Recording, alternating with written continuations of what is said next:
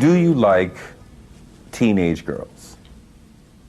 When you say teenage, how old are we talking? Girls who are teenagers. Rolex on your wrist, a plain giant. For someone to come home with me, all you have to do is be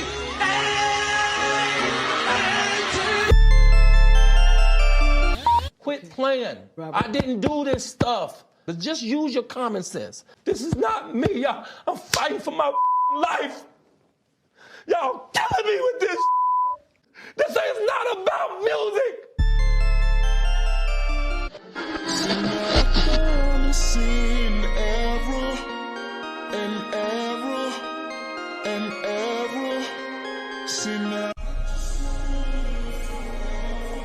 What up and welcome back. It's your girl Jane, the plainest Jane, and we got some syrup to get into. Come on in here, have a seat on the bus. You read the title, you know things are getting a little bit serious, okay? Now, while you find this seat, getting comfortable, okay, laying down, because it is what, almost 2 in the morning, okay, 10 up 2 over here in Baltimore, right?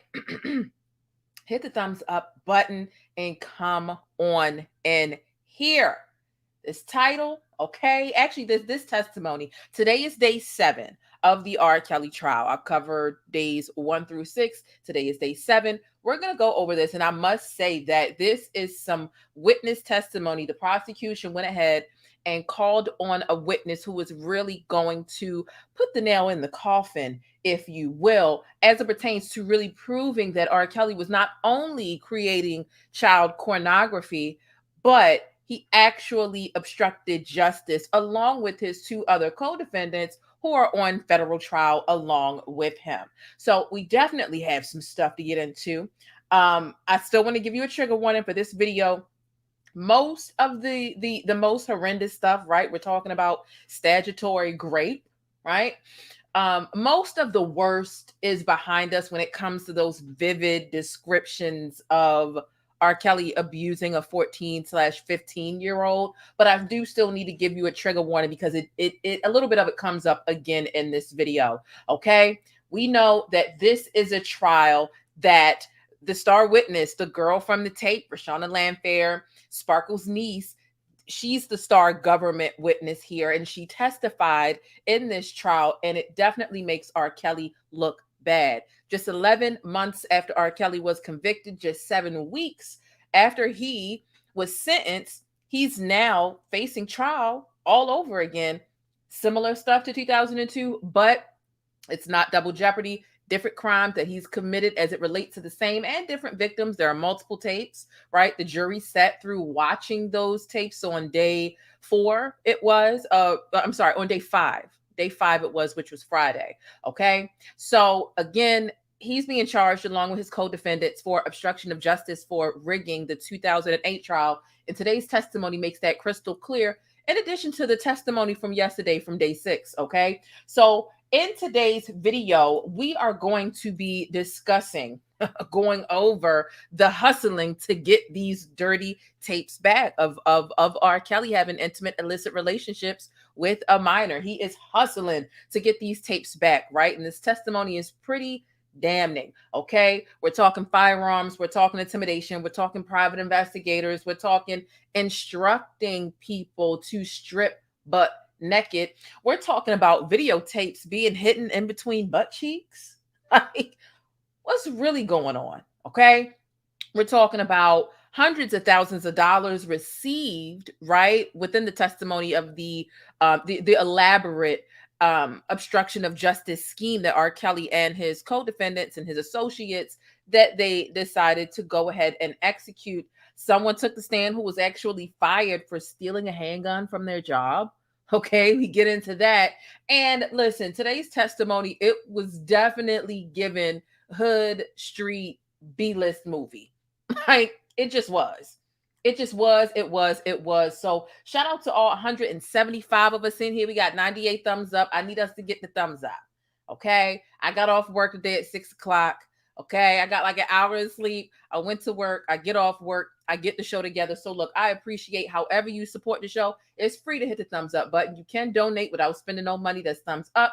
But you can send $2, $5 to the Cash App, which is on the screen. Feel free to send a super chat or a super thanks. So things aren't required, but they are appreciated here on this channel. You know, when we talk about these serious topics, YouTube don't be trying to give nobody no money.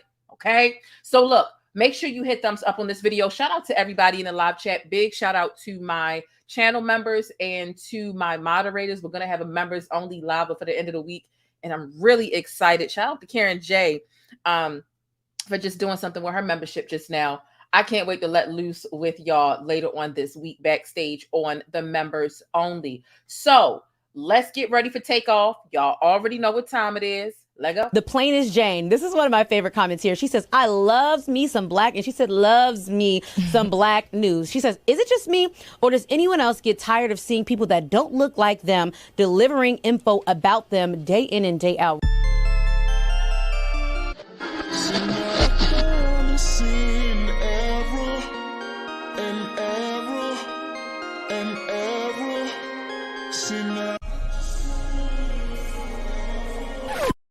All right, let's get ready for... Oh, I forgot to give my co-host something. No wonder he acting crazy. Y'all ain't remind me to feed the co-host. Y'all trying to get me cussed out. Y'all know I got... Wait. Oh. Oh, my God, Leo. Leo, get down. Get down. Jesus Christ.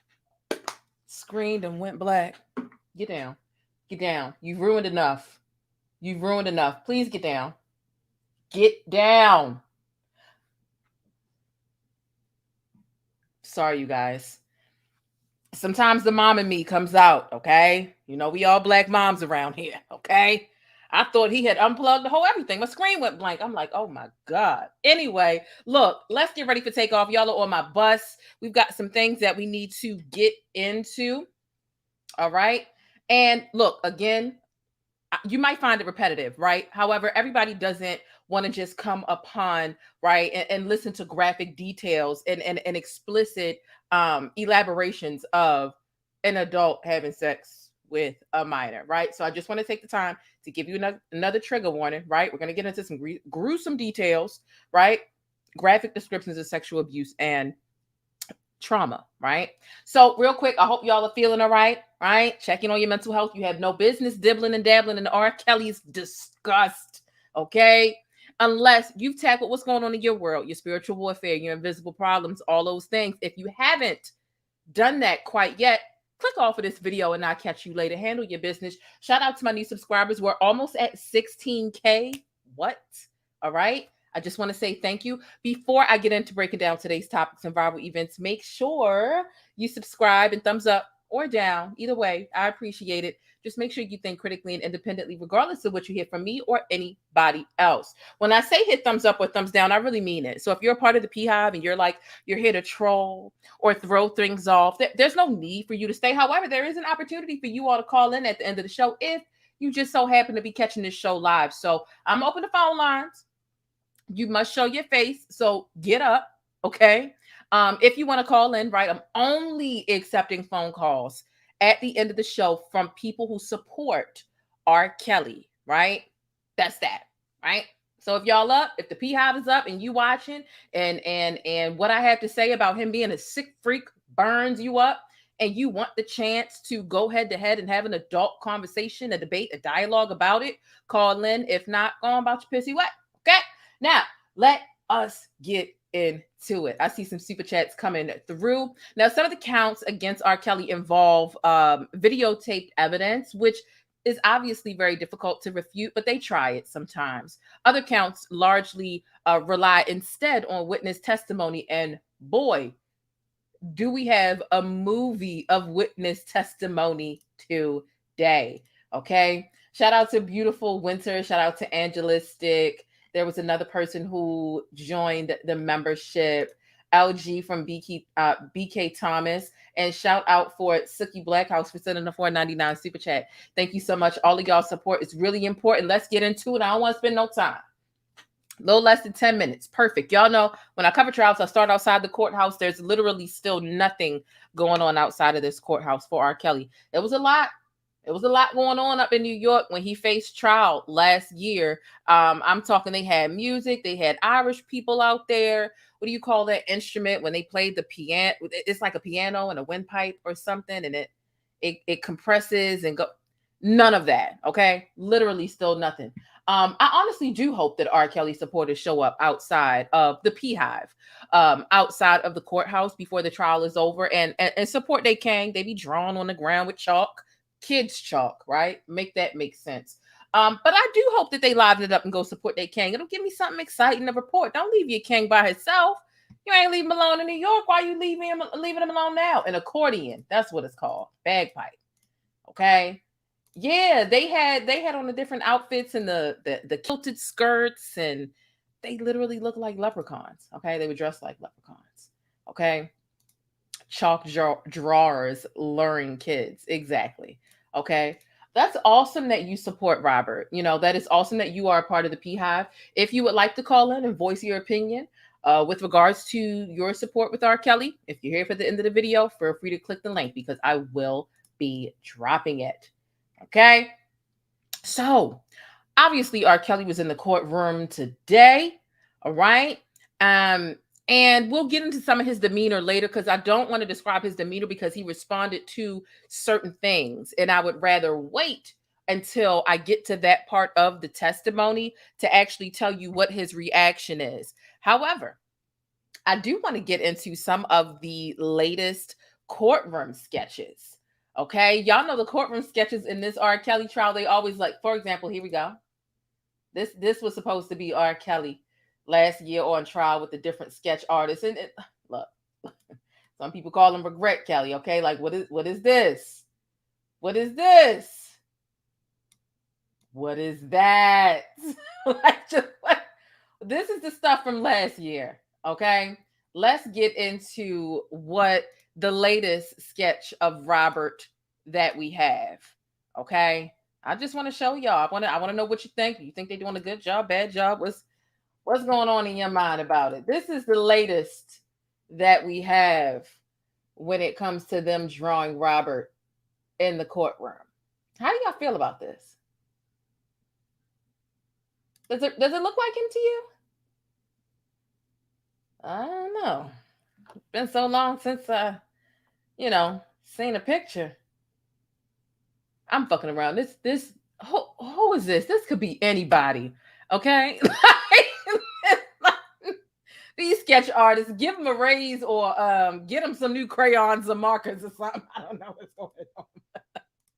Let's get on to some other courtroom drawings. Okay. These sketches crack me up. I'm telling you, last year, this year, it's been the saving grace. I need something to laugh at because this is a disgusting trial. We're talking about some egregious stuff that R. Kelly is responsible for. I need to laugh at something. And these sketch artists definitely do it for me. It's another reason why I wish the PeeHive would show up outside of the courtroom so I could have something else to laugh at as well. Y'all need to show up and support y'all man. Y'all are down 500 points right now. What's going on? Here's another look inside the courtroom via some drawings from the court sketch artists. Keep in mind these, especially as it pertains to the witnesses on the stand, the ones who are using pseudonyms to be really particular. Don't get too caught up on their descriptions and their facial features and their hair, because the judge specifically asked the sketch artist to anonymize essentially the victims who are on the stand, who opted into going for a pseudonym, right? They're trying their best to anonymize themselves, although we know that Jane in the trial is clearly Reshona Landfair. We know that Susan is clearly Reshona Landfair's mom. And a lot of people know her name, but I'll just go ahead with her mom, right? So this is the reason why you won't see a whole bunch of life or detail in these. That's the only bit of leeway I can give these sketch artists. But a lot of people were calling these sketches last year. They were calling these sketches Regret Kelly, because what the hell is this? That's definitely regret, Kelly. But nonetheless, let's go ahead and get into what happened and where we left off yesterday. And essentially, just to give you like a 2-minute synopsis, essentially we had very detailed charts / spreadsheets, if you want to say that. Again, it really spoke to and laid out all of the different funds and the money trails that R. Kelly dedicated in his businesses and his associates, right? We got Darrell McDavid and we have Milton Brown also standing trial alongside R. Kelly. In this case, R. Kelly's now on trial by himself. There are 2 other co-defendants. So there are 3 of them together. And so the detailed charts show that between R. Kelly's businesses, his single businesses, and everything else, there was a lot of money being put into hush money, right? That is what we had, like an IRS agent on the stand yesterday giving just extensive testimony. They even went as far to give you flight information, right? Because when the 2002 indictment, which turned into the 2008 trial of R. Kelly, surfaced, it was a media frenzy. It was a circus. It was a lot for not only R. Kelly to deal with, but the girl in the tape, Sparkle's niece, Reshona Landfair. And R. Kelly allegedly ordered them to leave the country. When I say them, I mean Reshona Landfair. I mean her mom. I mean her dad. And apparently, also around that time, R. Kelly had one of his employees or associates, one of his co-defendants, to accompany the family while they were out in the Bahamas / Cancun. So they did as much as to say, here are some ticket dates, right? Here's some booking information. He was out the country when they were outside the country because he was, kind of, I wouldn't say babysitting them, but just making sure that they didn't make any decisions to heighten. The allegations were pretty bad at that time, right? Just imagine what the Surviving R. Kelly docuseries released, like the height of those rumors, is kind of exactly what that was back between like 2002 and 2008. Okay, so that was that. And it really, again, it touches on the obstruction of justice. He spent a lot of money, exerted a lot of resources and efforts. It was an elaborate scheme, is what these financial records and these flight documents were able to prove, right? As it pertains to the obstruction of justice, because a lot of it was he wanted her and her family to be quiet, to not admit, to not cooperate with Child Protective Services, to not cooperate with the courts, to not cooperate with law officials, right? So then another key point from yesterday was how the defense fumbled, in my opinion. It made me cringe. And there are some different theories about that. As we get into what happened today of day 7, I really want to know from you. And that's why I find it really interesting when you find members of the PeeHive who are like, y'all only show what y'all want to show. No, I show and I talk about it all. I talk about the things that don't make sense, and I talk about the things that don't help the prosecution at all. The prosecution fumbled yesterday. Okay, Reshona's mother took the stand yesterday on day 6, and her testimony literally conflicted, right? Like it was a complete contradiction to her daughter's testimony. Not a good look. And some people speculate her mom was nervous on the stand. Reshona wasn't, right? And some people speculate her mom got up there and intentionally made sure her testimony conflicted with her daughter because they're still trying to protect R. Kelly. They feel like they still, Reshona and her mom or the mom don't really, and that's just a theory, right? And I'm curious to know what you think.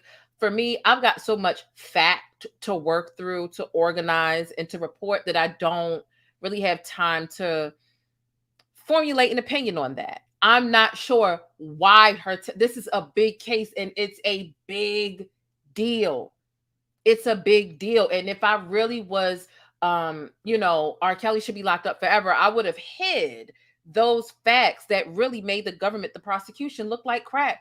But I didn't. I also bust out the obituary yesterday. How is it that after R. Kelly and you found out that he violated your child, you still make way when your husband passes away to make mention of R. Kelly in the obituary. Like, how or why is that relevant? I included all of those things because I don't get anything from leaving it out.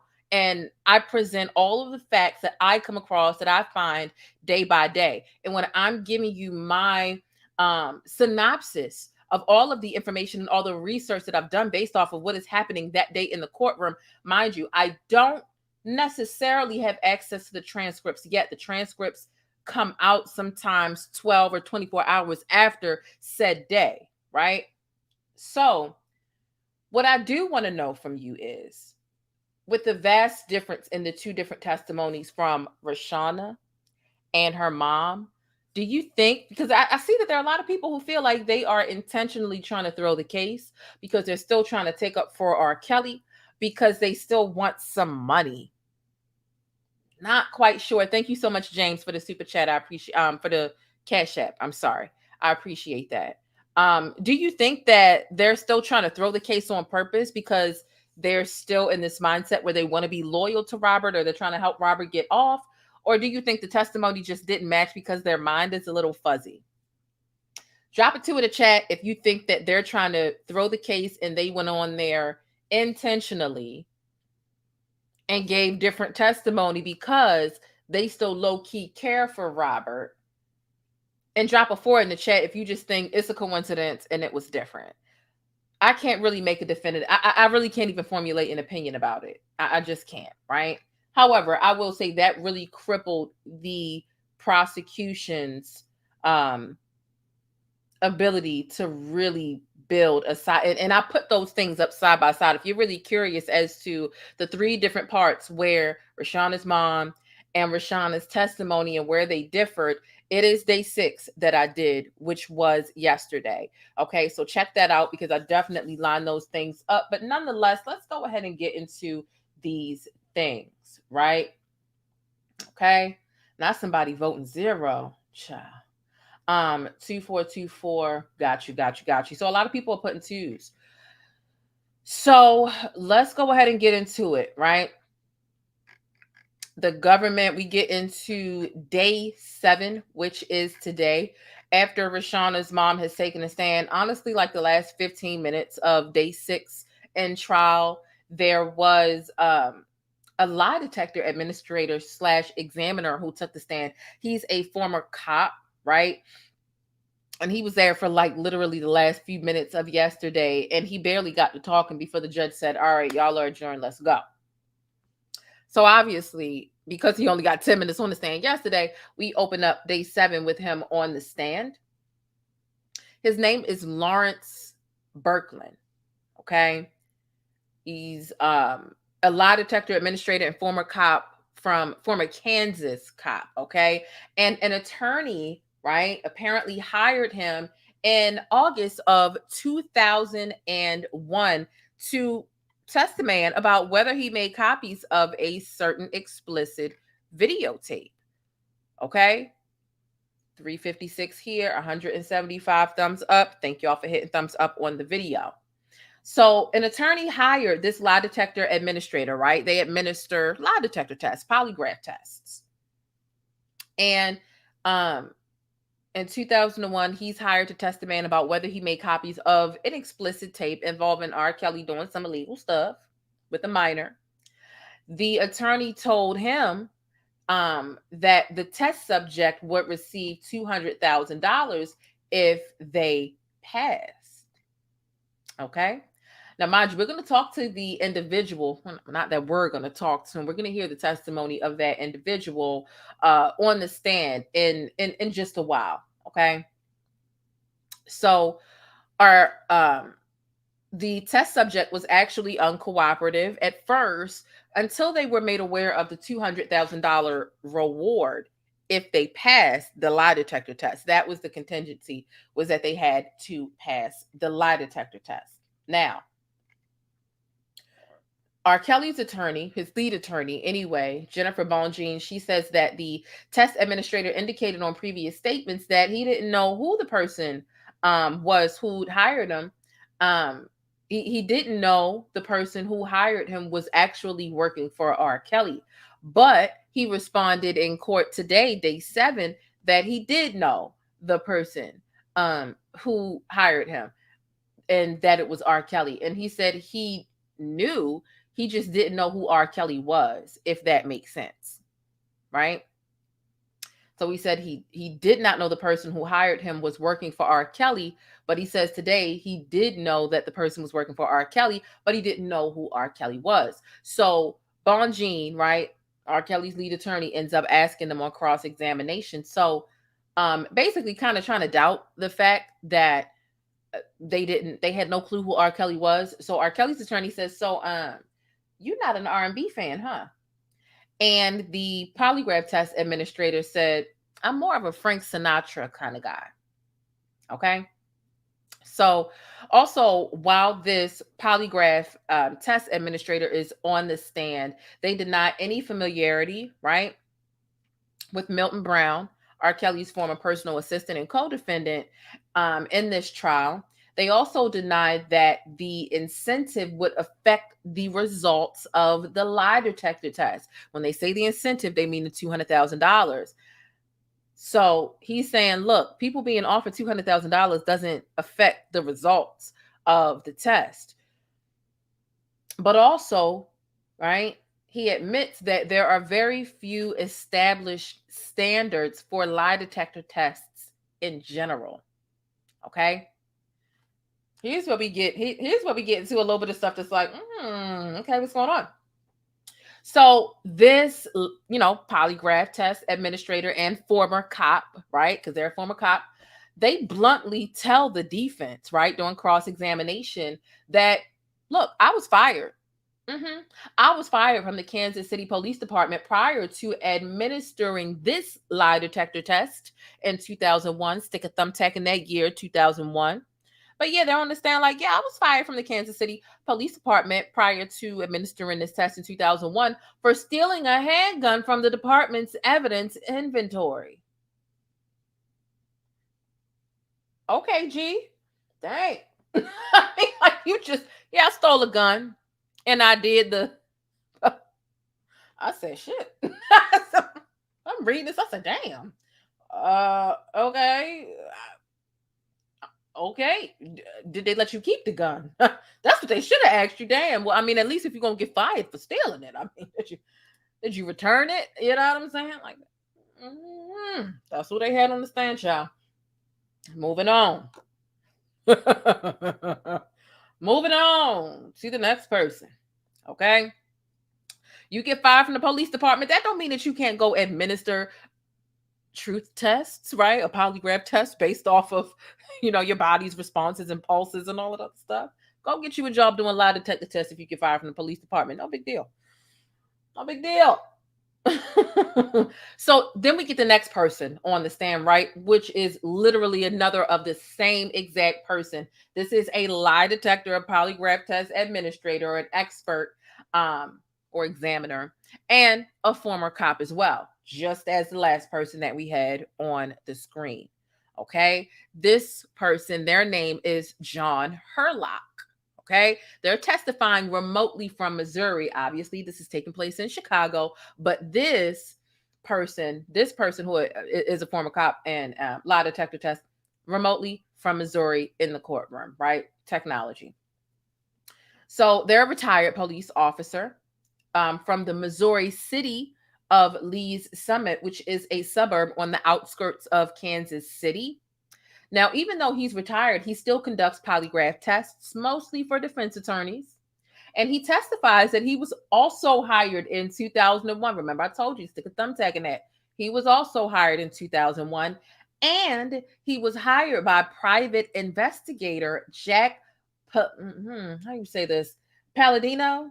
Oh, yeah, that's how you say it. Palladino. Okay, Jack Palladino. So he was hired by private investigator, and we're going to get into him a little bit later, but essentially R. Kelly ended up hiring a private investigator to help him in his pursuit of getting these tapes back when he realized they had left his different homes. He claims they've been stolen.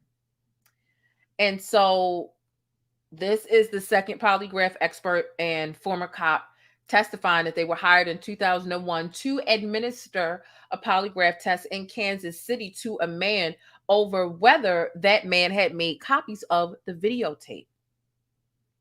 So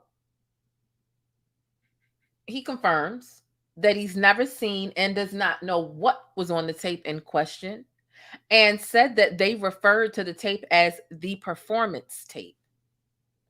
R. Kelly seen the people around him, hey, I need you to do some polygraph tests on a tape. Let's just call it tape, the performance tape, right? That's going to come up again too. Okay. There are 424 of us here. Y'all know what time it is. Put some pancakes in the chat. Show me some love. I ain't asking y'all for no money. I mean, thank you for the money. I'm just asking you, hit that thumbs up button. Thank you so much. Hey, thanks for letting me keep you connected and in the know with what's happening in the Black world. Don't forget to smash on that like button for support and for more Black news. Y'all comments are cracking me up. Said, are they picking up all the disgraced officers from the junk pile? Okay. So he says, right, this second retired police officer who is a polygraph expert says that he met with 4 men in a Kansas City hotel for the polygraph test. Says there were 3 Black males and a white male. Now, the prosecution, essentially, they suspect that the white male at this meeting was Jack Palladino, the private investigator that R. Kelly had brought along. Not to mention, not only is this a private investigator that was on R. Kelly's payroll at that time and working at behest of R. Kelly, this is a deceased individual. So when we got all these different people, literally everybody on the stand brought this former private investigator up that worked, right, on the behalf of R. Kelly. Jack Palladino. Jack Palladino is dead, right? So there's no Jack here to refute anything that's being said, okay? This isn't the first actually deceased person that's come up in this trial. I think it's the third, right? You got Reshona's dad, you've got this individual, and then you have a former attorney who was helping R. Kelly with his 2008 trial, who was also deceased as well, who one of R. Kelly's current attorneys actually used to work for. So I just realized here that we have three dead folk that are being mentioned here. Right? Where, so that's that. So the prosecution suspects, hey, you remember there were 3 Black men and a white man. So the prosecution is basically asserting here that the white guy at this meeting, right, in this hotel with this polygraph test expert is Jack Palladino. Again, R. Kelly hired him to find and bury evidence of his alleged sexual misconduct. So Herlock on the stand, the second polygraph expert, says that he isn't sure if the white man was, without the shadow of a doubt, Palladino, but the Black man was slated to, but he says that the Black man was slated to perform the polygraph test. Okay.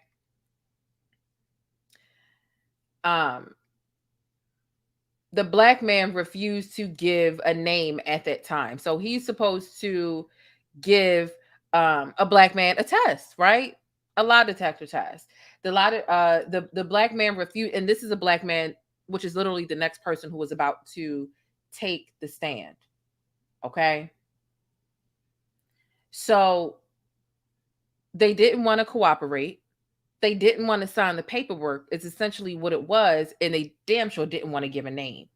They gave a name to the guy on the stand right now as Showtime. Literally, he's referred to throughout this testimony as Showtime because he didn't give his name. Okay. So again, the man on the stand says that the black man he was slated to perform the polygraph test on in 2001 refused to give him a name and insisted that he call him Showtime. Now, John Herlock, the polygraph test expert, cannot recall if he'd even performed the test on Showtime, but noted that Showtime refused to sign the examinee signature portion of the polygraph document. Okay. Now, in lieu of giving a proper signature, Showtime wrote, "I will not sue the company that gives me this polygraph test."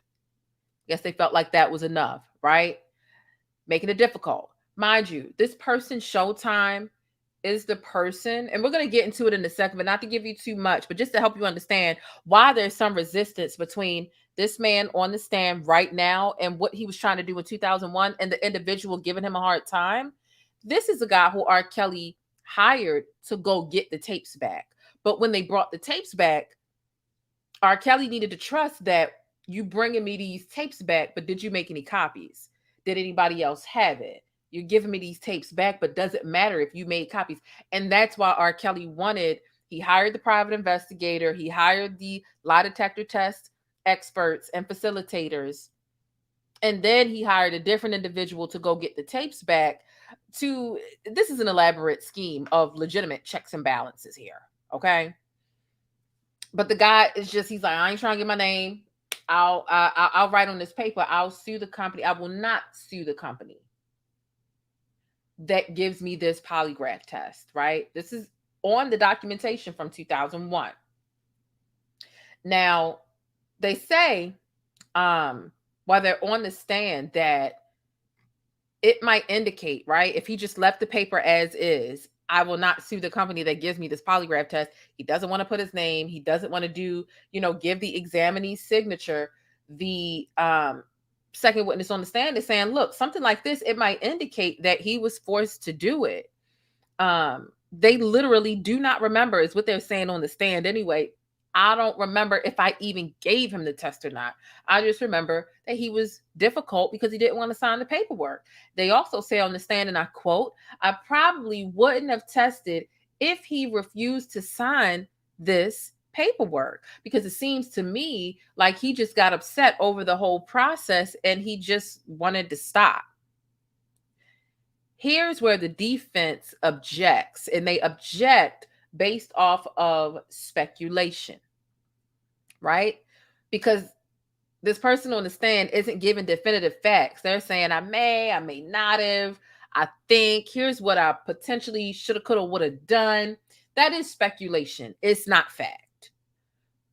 What this individual does while they're on the stand is they say, look, the defense objected and the defense is right. I am speculating because it's been so long. End quote. So they confirm, I'm speculating. This is foggy. I do remember meeting this Showtime, and we're gonna get into his testimony in a second. I don't even remember if I gave him the test or not, right? So that's that. So R. Kelly's defense team is now questioning why. What is it? And what are you talking about? I don't understand. What are we talking about? Yeah, we live. You know what live mean? You can't try and hold a conversation with me right now. Sheesh. Woo. Lord. Oh, Lord, now people in here saying free R. Kelly. Well, look, if y'all want to call in at the end of the show, call in. But Lord knows, I seek help. So R. Kelly's defense, okay? His defense team is now questioning why this individual on the stand was brought in for this case, right? Again, they're not up there speaking fact. They're up there speculating. They don't even remember if they definitively gave Showtime a test. They just know Showtime wasn't being cooperative as it pertained to the paperwork necessary in order to have the test facilitated. So R. Kelly's side is like, look, why is he here? On his own admission, he don't even remember much about the 2001 polygraph meeting, and he didn't want to be interviewed for the trial. Honestly, I'm not even gonna lie to you. I'm not even gonna lie to you. I agree. I agree a little bit. You know, I mean, this might have been a little valid. I feel like maybe one polygraph expert would have been enough. But look, you got to call in all you can. But I did feel like this was a little bit of a waste, I guess, maybe to just elaborate upon how difficult it was to work with a Showtime trying to get a signature. I guess 2 different experts confirming the year 2001 and being hired, you know, maybe is something, but it definitely it definitely made me feel like, okay, what is you here for?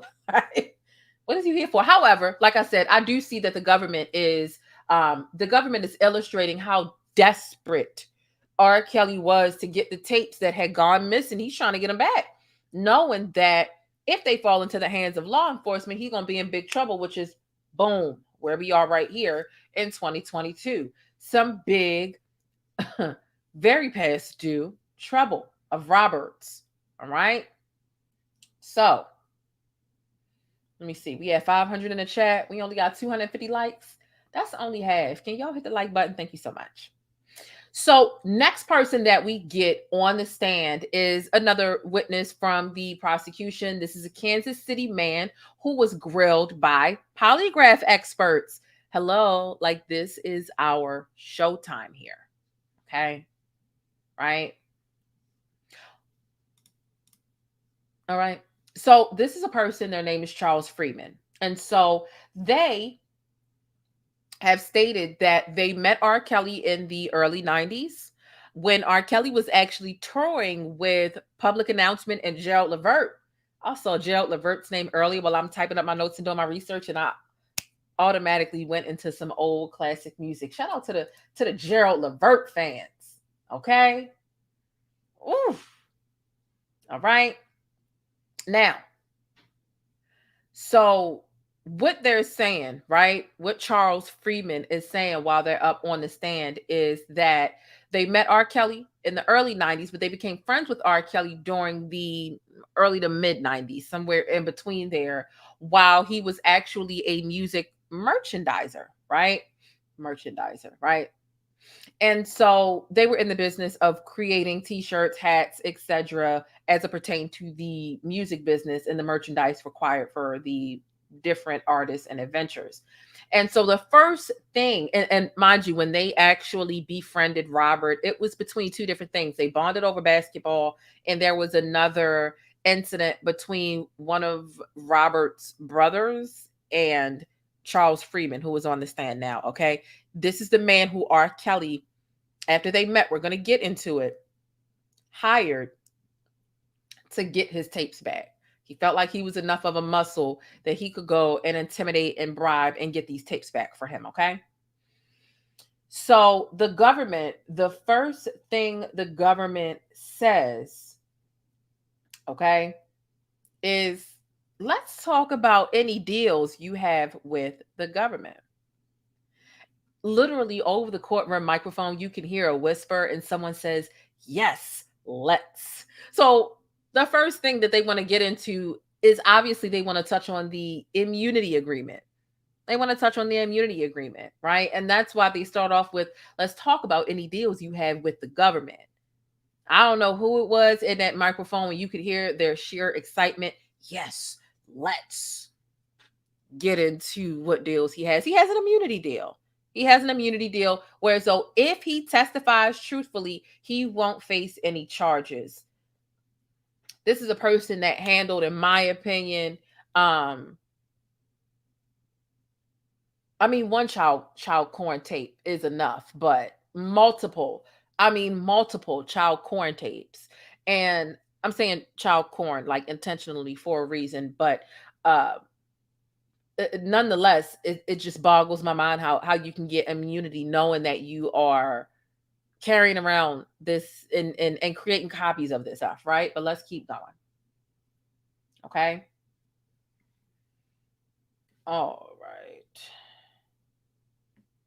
So let's go ahead and do that. All right. So they are on the stand. Charles Freeman, right, says, and they say, and I quote, "I used to be friends with Rob. We used to chop it up." Okay. They also go forward to say that they met R. Kelly's former assistant Milton Brown on one of R. Kelly's tours between 1993 and 1996, and they couldn't quite remember exactly what tour it was. Okay. Now, the moment they bonded, again, I was telling you earlier that they bonded over basketball and some other incident between R. Kelly and his brother. This is where we get into R. Kelly actually displaying some moments of like happiness and enjoyment in the courtroom. Okay. So the real moment they bonded was when R. Kelly's brother accused Charles Freeman of stealing R. Kelly's jacket. Now, Charles Freeman had actually had the same designer make a copy of the $3,500 jacket, the $3,500 jacket. Okay. Apparently that made R. Kelly happy, that I guess maybe he wanted the same jacket as his brother. Let me tell you what R. Kelly, when his reaction was in court. Okay.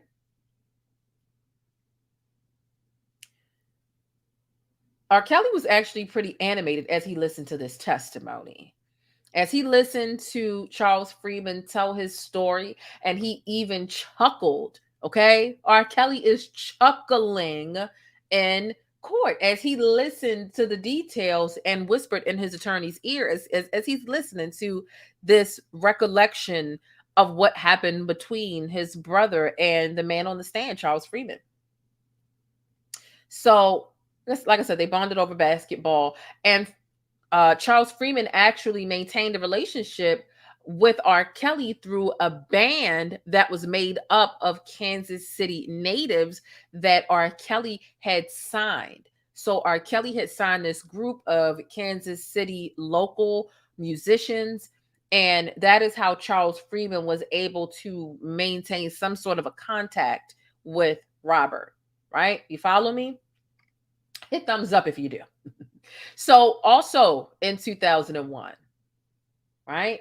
In 2001, Charles Freeman was also hired. Okay. Someone said he think it's a game. He do think it's a game, and it's not. Okay. So, in 2001, Charles Freeman was also hired to hunt down any videotapes related to R. Kelly, and he testifies that Darrell McDavid said it was a performance tape. Remember, that was what one of the polygraph experts actually ended up saying as well. I didn't know what was on the tape. I was told it was a performance tape. So that's kind of what they called it. And what Charles Freeman is saying is, look, Darrell McDavid said it was a performance tape and that they really needed to recover it. And if I recovered the tape, then they would take care of me. Okay. Someone says, why isn't this case being shown on TV or YouTube? Well, it's a federal trial, so there are no cameras allowed in cases like this. There are no electronics allowed inside of the courtroom. So that's the reason why you don't see this trial being covered in perhaps a state capacity, because this is a federal case. So I hope that makes sense. Okay. So those are his exact words, was that Darrell McDavid said to this man on the stand, Charles Freeman, it was a performance tape. They really needed to recover it. And if he recovered the tape, he would take care of Charles Freeman. And Charles, according to his testimony, he said they didn't describe to me what was on the tape at the time. All I knew was that it was a performance tape. And then Charles Freeman, the man on the stand, met with McDavid and Palladino at a Kansas City hotel. And he was a little nervous, right? The man on the stand recalls how nervous he was to meet up with McDavid and Palladino, specifically Palladino, because Palladino was a private instigator, but his reputation was no secret on the internet around about this time. It was just 2001. However, this private investigator, this private eye that R. Kelly had brought onto his team, they had a reputation that was enough to make you nervous, right? Which made the man on the stand nervous. Okay. So let's go ahead and continue. So because he was nervous, having to have a meeting with R. Kelly's associate, the private detective, and himself, he brought a few associates along with himself for protection. Okay. And McDavid ended up asking Charles Freeman, what could I charge to recover the stolen tapes? And he says, I just threw out a number. I said $1 million. Like, I get it. You know, you have been propositioned. It sounds like mafia. It does. It's like between a mafia and a cult, the way that these people did this stuff for R. Kelly, knowing that he had intimate relationships with children. Definitely mafia / cult like. Okay. So he threw out $1 million, right? They're in a meeting in a hotel in Kansas City. This led to a shouting match, but not between the person on the stand giving their testimony, but between R. Kelly's associates, between McDavid and the private investigator, Palladino. Okay. So that got heated. They end up in a whole shouting match, right? Because it was Palladino who was like, no, we're not trying to do this. And McDavid is like, that's not going to help us get the tape back. So that's that situation. But Palladino actually called the person who's giving the testimony now, Charles Freeman, and called them back a few days later and said that they did work out the deal if he could prove that the tape was the one that R. Kelly sought and that they sought, right? The one that R. Kelly is seeking, and that there were no additional copies of the tape, right? So they're like, okay, it causes a tizzy within, the company and the business. But if you can get that tape back and prove that there have been no copies made, we'll give you $1 million. From there, right? Charles Freeman is told that the tapes are in Atlanta with Lisa Van Allen, who is R. Kelly's ex-girlfriend. Okay. Apparently, allegedly, they're stating that Lisa Van Allen stole these tapes. And so Freeman only knew Lisa Van Allen as one of the girls that was up in the hotel room with the band Talent in the mid to late 90s. Now, again, Freeman's understanding is Lisa Van Allen got these tapes. She stole these tapes. This is what R. Kelly's team is telling me. And he was told that Lisa Van Allen had actually given the tapes to some people in Atlanta, which makes it dangerous, right? Was it true? Was it not true? A whole piece of speculation. But you offered him $1 million if he could bring it back and prove that there were no copies. But it seems that the information you're giving him is kind of like there are already copies out there. So I don't know. That's a little bit of a red flag for me. Okay. So thank you so much, Tony42. I appreciate it. So the man on the stand insisted, right? Charles Freeman insisted on a contract for his services. This verbal agreement of $1 million, it's just not working for him. He needs a little bit more than that. Okay. And he presented a contract because that's what he proposed. He felt like, I'm providing this service. This is a lot of money. He went ahead and they had a second meeting at the hotel where he presented this contract. However, Palladino, the private investigator that R. Kelly had, who's part of this little scheme team to get these tapes back, they refused. They didn't like the $1 million contract. They didn't feel like it made sense. But at another meeting, because they having meeting after meeting after meeting after meeting. At another meeting, McDavid and Palladino, obviously behest of R. Kelly, they offered a contract for $100,000 plus $40,000 in expenses and promised to pay the $1 million if the tape that he retrieved and brought back was real. So Freeman eventually he signed that deal. He did that contract. Okay. So the contract was titled Agreement for Reward and Expenses. They signed it in 2001. Again, remember I was telling you earlier, stick a thumbtack in 2001, stick a thumbtack in 2001. The 2002 indictment is coming up, right? So it's out there. It's dangerous. This is going to get me in trouble if I don't get it back. So 2000 year was the one where he really executed this plan to get back all this stuff. He's got 2 different polygraph tests. He's got this guy that he's hiring. He's got his private investigator. He's got his team members. You name it. Okay. $1 million he's willing to dish out to return this tape. This is definitely an obstruction of justice, in addition to the way that he issued payments to, you know, people who were accusers / victims. So McDavid says, we're going to pay you the money, but it wouldn't look, it would look bad if we paid you $1 million and it's not the tape that we want. Right. So essentially, R. Kelly's side, they had doubts. They're like, we're going to give you $1 million and we don't even know if it's the tape that we want. Right. You could be giving us a bogus, VHS. The contract also included a non-disclosure clause. This prevented him, right, Charles Freeman, from discussing the contract with outside individuals.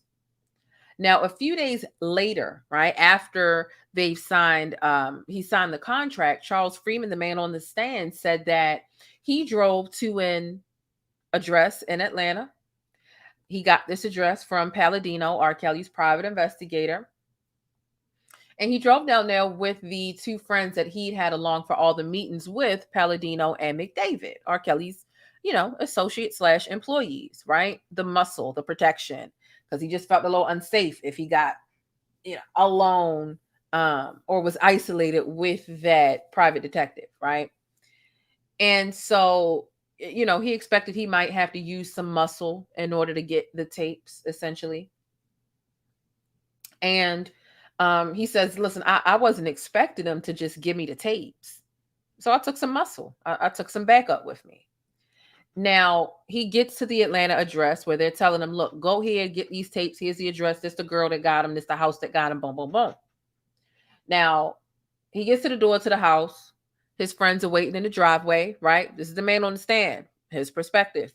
Back in 2001, Charles Freeman. He knocks on the door. He says, quote, a young lady came to the door. Listen, this is where the movie kicks in, okay? He gets to the door. Somebody answers the door. He says, I'm here to recover the motherfucking tapes that you stole from Robert Kelly. Why would you?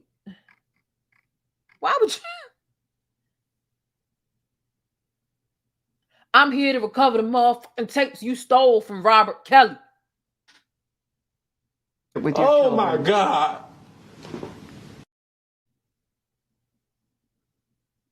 Come on now. It's that deep. Y'all really acting like that? It really is giving cult mafia. What's going on? Y'all need y'all pissy asses locked up. Okay?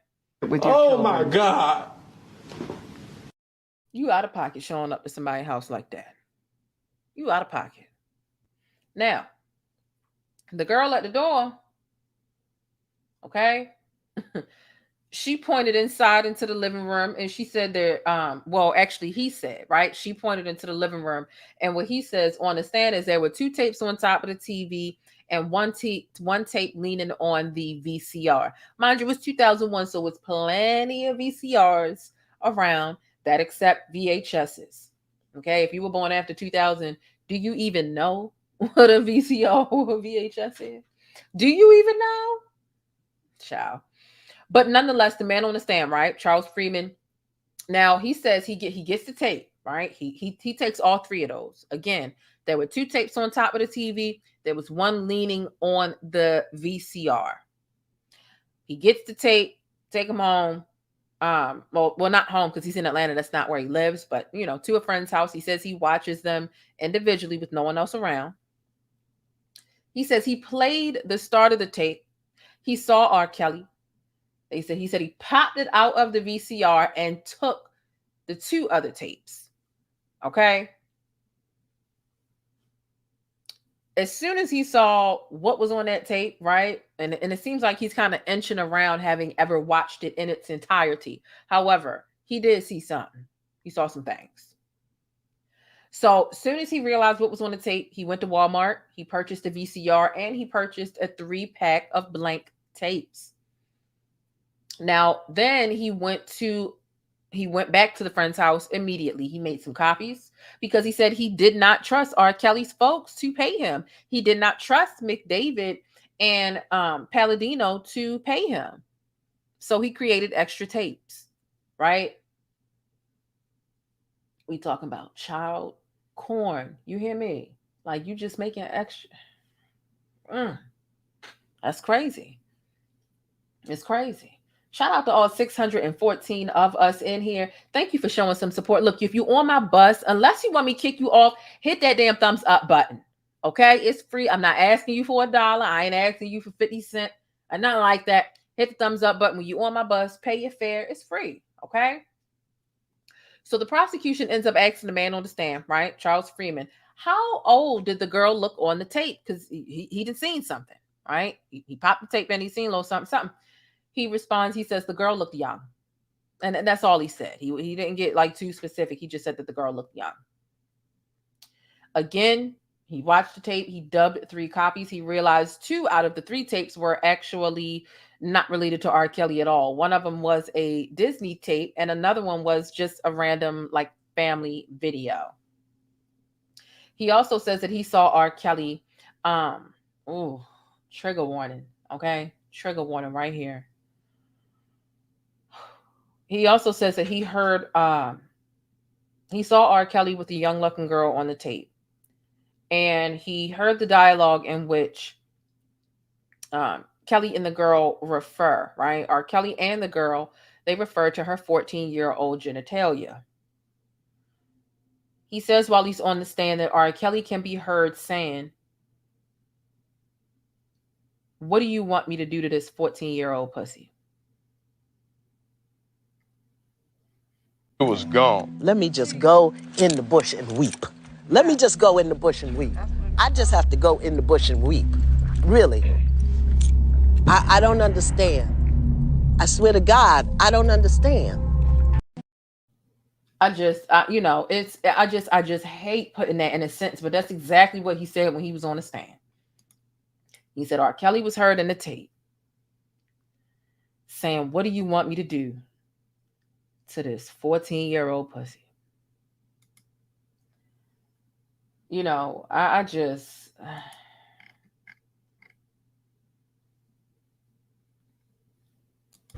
Out of pocket for that shit.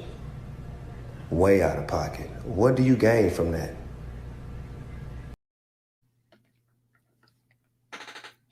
Lord have mercy.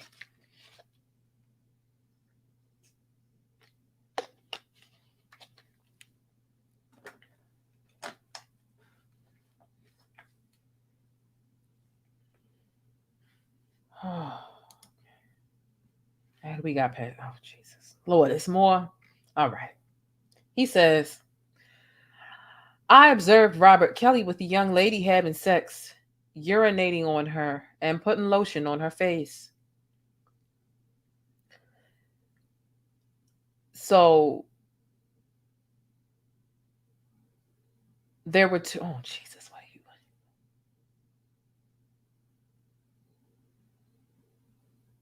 Okay. There were 2 separate sex scenes on the tape. The same young girl appeared in both. He then continues to testify that the video that the government is using as evidence in this trial does show the same footage that he, in fact, saw in 2001 when he's hunting these tapes down on behalf of Robert. The prosecution, again, this is some sort of ghetto movie. I'm telling you, there's testimony here. The prosecution asks him, why didn't you hand the tape over to police since you saw R. Kelly having sex with what you believe to be a teenager? This nigga sits on the stand and says, because the police wasn't going to give me $1 million. Because the police wasn't going to pay me $1 million. I say, damn. I can't believe he got immunity. I really can't. You know, making those top copies and collecting those things. And then he had copies all the way up until 2019. He literally testified on the stand today that he still had copies of the tape as early as 2019. His attorney actually called and told him, look, the police are coming to get you because your name came up that you're holding child pornography for R. Kelly. So he said he gave the tapes to his attorney, who then handed them over to law enforcement.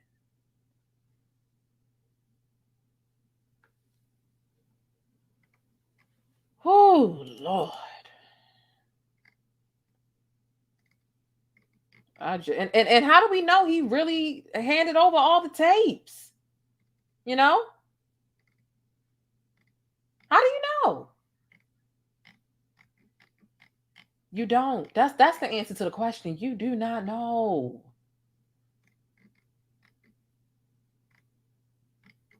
You do not know. Whew. There's somebody that joined the membership, and I was trying to find you. Thank you so much. Is it Cher or Cherie Washington? Thank you for joining the membership. Don't forget to check the membership tab so you can see those exclusive posts and videos that are just for you. So now, right?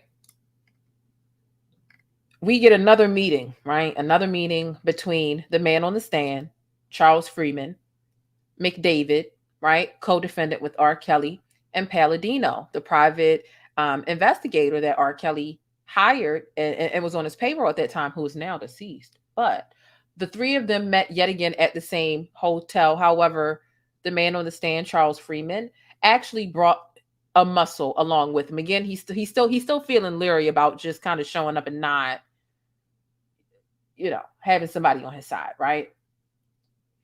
And so he is asked by McDavid. McDavid is like, look, let us see what you uncovered. So at this point, he's got the tape. He's trying to give the tape over. Okay, he's trying to exchange the tape for some money. He was told if he get that tape back, he gonna get $1 million. So here we are. Okay, and Palladino told him that he wouldn't get paid until they confirmed that the tape's contents, right, and returned it to his client, who was R. Kelly. And this led to yet another shouting match, okay? Again, not between the man on the stand right now, not between Charles Freeman, but between McDavid and Palladino. Again, he done brought the tape. Palladino was suspicious. They start arguing, and Freeman said he ended up snatching back the tape, and he then began leaving. Okay? And so McDavid is up against the wall, right? He's all frowned up. He's upset. He just kind of feels like, look, we're not going to get the tape back if you keep promising this man stuff and then not giving it to him, right? So, but Palladino, right, R. Kelly's private investigator, calmed things down and reassured Charles Freeman that he would get paid despite McDavid's outward disagreement, his opposal to the situation. Okay. So Freeman then placed the man on the stand here. Charles Freeman placed the tape on the table, but said that he got nothing in return. And he said, I looked back and I told them they'd better keep their word, and I left. Okay. So a few days later, he got a call from McDavid and Palladino, and they told him that the tape he handed over was not the original tape. They told him it's a copy. So, Freeman ends up saying, look, they told me to meet them at a polygrapher in Kansas so that I could take a lie detector test. So he took the lie detector test and he passed. Okay? And he passed the lie detector test. Right? And so he was asked, the polygrapher, part of their job, or their line of questioning, mandated line of questioning, mind you, was to ask if anyone else had seen the tape, if he had made any copies of the tape, etc. Trying to narrow down and prove that this is the exclusive, this is the one and only tape that you received, right?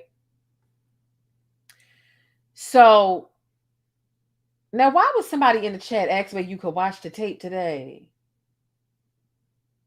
You expect me to tell you where to watch child porn? Better yet, you expect me to know? I don't know. Go ask the dark web. I don't know. Shout out to Diva Time Dance Company, OCO Forever. Thank you so much for becoming a channel member. I really do appreciate you. Okay. So here's the thing about it. The first man on the stand, their last name was Birkeland. This is the one that got fired for literally stealing a gun out of evidence when they worked for the Kansas City Police Department. And so they actually tested this man here on the stand 3 times with the polygraph test. He passed all 3 tests. All 3 tests. All 3. Okay. So after the test, Charles Freeman, the man on the stand, said that Palladino and McDavid said that they would pay him in a few days. I'm like, dang, he gives over the tape. You ain't give no money. A few days later, he take a lie detector test. You still don't give no money. And then you tell him, okay, well, we're going to pay you in a few days. So later on, Palladino called and said that they knew he had another tape. I say, dang, they call him and they say, look, I know you got another tape. And so they set up another meeting where Charles Freeman, the man here on the stand, turned over another tape and he hands it directly to Jack Palladino, the private investigator that he actually has been a little afraid of thus far. He hands it directly to this man. So the whole time, here's the thing. When you think about the whole synopsis is when he showed up with the first tape, he wanted his $1 million. They like, let's wait. And it's not even that they're like, let's wait. It's the private investigator that's like, nah, let's wait. McDavid is like, give him his money the whole time.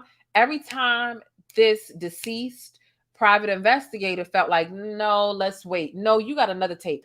Oh, this isn't the original tape. They were right.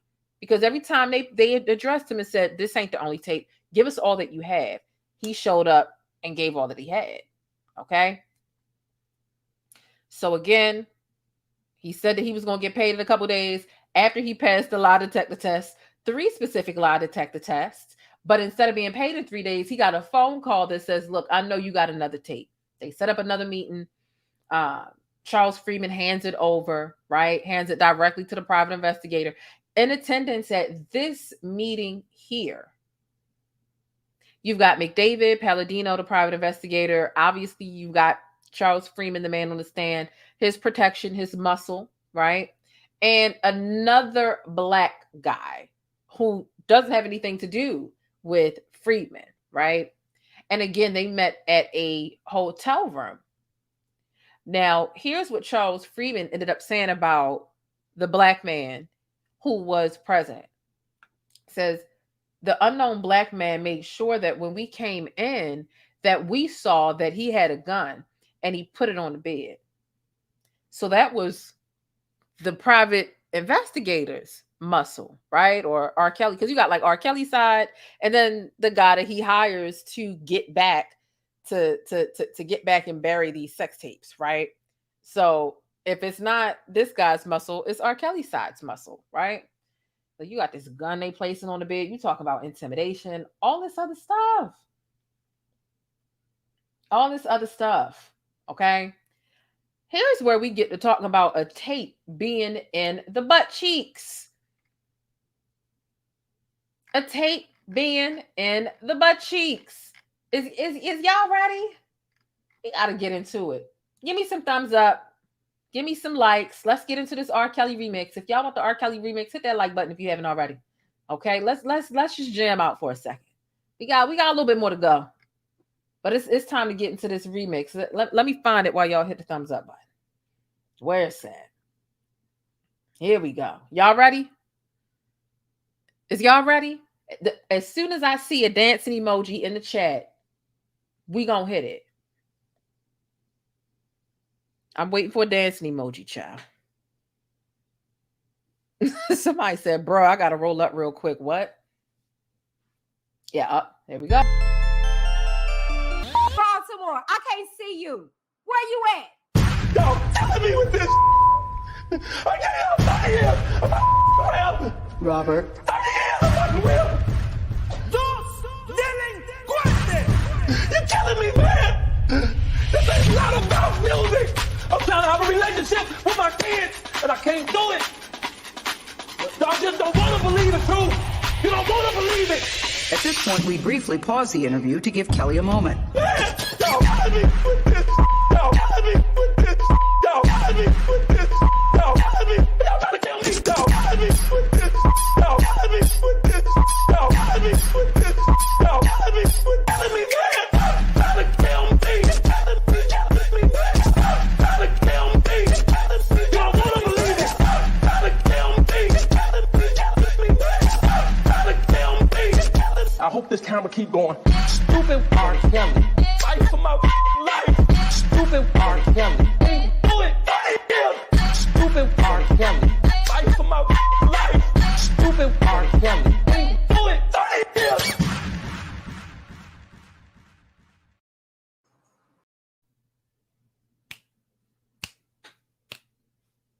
Okay. Always gives a brief little pick me up when this stuff get a little too thick. Right, Leo? Exactly. That's what we talking about.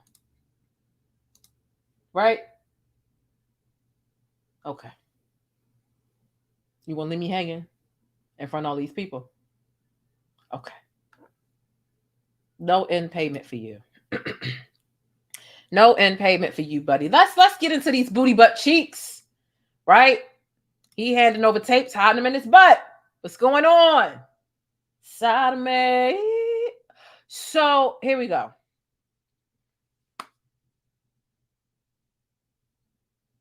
This is a serious exchange of the tape, okay?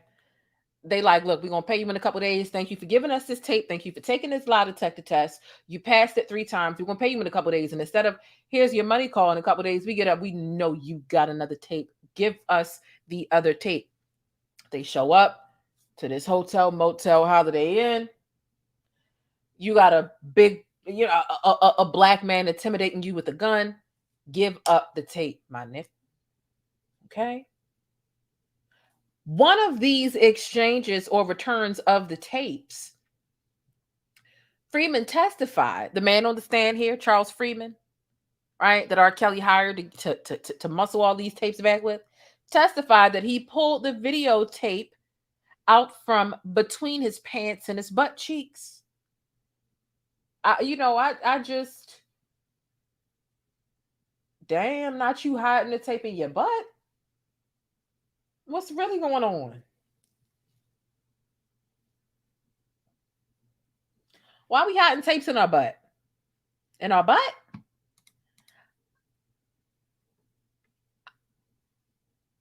I would be ashamed. Honestly, you would never catch me with child porn, but in the butt.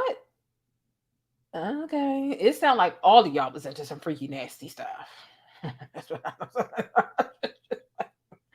Woo, child. Okay. But he said that's what he said that. And the jury was just stuck. Actually, the whole courtroom, but specifically the jury was the jury made a lot of faces today as they listened to this man's testimony. It was actually the most reaction that I've seen from the jury throughout the whole trial thus far. It's just day 7, right? We were not able to see the reaction of them watching the illicit tapes of R. Kelly abusing a minor, right? I would hope that they would be outraged at that footage, right? But the way the barriers were set up in the courtroom, you couldn't see their reaction to that. So omitting that, this is the most reaction this man on the stand today, essentially given all of this firsthand testimony under an immunity agreement about the vast lengths that R. Kelly and his team and his co-defendants were willing to go through in order to obstruct justice. The jury definitely had some reactions. Okay. So, child, he take this tape out from his booty butt cheeks or whatever. Okay. And he told the jury that. And so he quickly took notice of 2 brown bags full of cash, and he knew it wasn't enough because he's like, look, I gave y'all one tape. You told me I had another one. All right, but yeah, I had another one. And I'm supposed to get $1 million now. I'm supposed to get $1 million now. And he walks in and he sees these 2 brown bags full of cash. He said he knew it wasn't enough. And he said on the stand, he said, I said, because he did. He said, I said that ain't no $1 million. But he was given the bag, and he was told that the bag held $150,000 plus $50,000 for his expenses, which is different than the initial. He should have heard that and known something was wrong, actually, because not only had the tape it hadn't been authenticated yet, right? For them to understand, hey, have you made, because when they came to the conclusion that he made copies, that he wasn't told in that same exchange, if that makes sense. And his initial contract that he signed, not the initial contract he proposed, but the initial contract that he signed, it said $100,000 and then $40,000 for expenses. And that's just the contract. It wasn't that they weren't going to sneak in monthly or yearly payments to him, reoccurring payments, right? So although he signed a contract for $100,000 and $40K, here they are saying, here are these brown bags. You've got $150,000, okay? $150,000. $150,000 plus $50,000. So they're basically telling them, look, here go $200,000. Again, you've got, R. Kelly's folk, McDavid, promising to pay the rest of the $1 million in yearly installments while R. Kelly is on trial. Now, they're saying that they're going to make these payments every other year until Robert goes to court. Mind you, this is around 2001, 2-ish. Okay. So they're saying, look, we're going to end up paying you $1 million with settled payments every other year until Robert goes to court. So they leave, right? It's a tense situation. You got these men in this room. You got a gun. You got a tape that might have some dookie on it that he just took from his backside, right? You got them saying, look, there's this amount of money in there. He got out of there. However, he gets to the elevator. He quickly realizes that it's not $150 plus $50K. This isn't $200,000. This is only $75,000. They got him. Okay? They got him. Now, they definitely finessed him. And like I said, the $75,000 is even less than the contract that they signed. I just went over the contract stuff all over again. $100,000, $40,000 for the expenses. Boom, $140K. This is only $75K. Okay. Almost half. So despite the promises that McDavid and Palladino would pay this man here who was here on the stand, mind you, he testified on the stand for hours, 3 hours today. And it's a long time to be on the stand. And despite promises that R. Kelly's private investigator and McDavid would finish paying on behalf of R. Kelly, they were still dragging their feet and playing games with giving this man his money. I'm not saying he deserved the money, right? Because, like, boy, you handling child porn, you know. But he did sign up to do his service, and he felt like there was something owed, and y'all did promise him that, regardless of how illegal, dirty, and cruddy it is. Okay? I still feel like he shouldn't have got immunity, but however, the fact that they're still playing games, right? They're not giving this man this money. In 2002, old dude on the stand that's testifying right now, Charles Freeman, he decided to file a civil lawsuit against R. Kelly and McDavid, not just Robert by himself, R. Kelly and McDavid, to try to get the rest of his money. Okay? Try to get the rest of his money. At which time, R. Kelly and his co-defendant, they quickly settled that. They like, let's chill out with this. They quickly settled it out, threw $100,000 at him. Okay? Now, in 2003, this guy that's testifying, right? Charles Freeman contacted McDavid again, right? It's just the next year. You know what I mean? Contacted McDavid to, press him for some money. Hello, you paid me in 2002. It's 2003. Where's my money? So it didn't take much of anything for McDavid to give him funds at that time. He walked to the corner and McDavid gave him some money. It was $100,000 in the bag. Boom. Literally threw the money in his car. Okay. And so between 2002, okay, exactly. This is a good point, but he didn't really come through because he still had tapes. Exactly. I agree. I do agree with that. So, he said you got to be special to file a lawsuit for something illegal, but those were the code words he used. I do think you got to be special. I do. However, he still got several hundreds of thousands of dollars because he didn't sue him once. He sued him twice in civil court. And R. Kelly was so shaken up by it that he quickly settled outside of court. So he knew that those legal filings based off of whatever generic reasoning, because obviously you don't go to court and say I collected his CP, his child. You know what I'm saying? So it still seems like he was like one step ahead of Robert and his team in one capacity or another. Right? He tried it. It worked. It scared R. Kelly, and he got well over $250,000 for it. Right? $250,000. And that's why they typed up that initial contract the way that they did. It was the $100,000 up front. It was the $40,000 for expenses, and then it was semi-annual payments that were supposed to be paid out there. They didn't follow up with that. And they put it as when you itemize things, they itemized it differently. So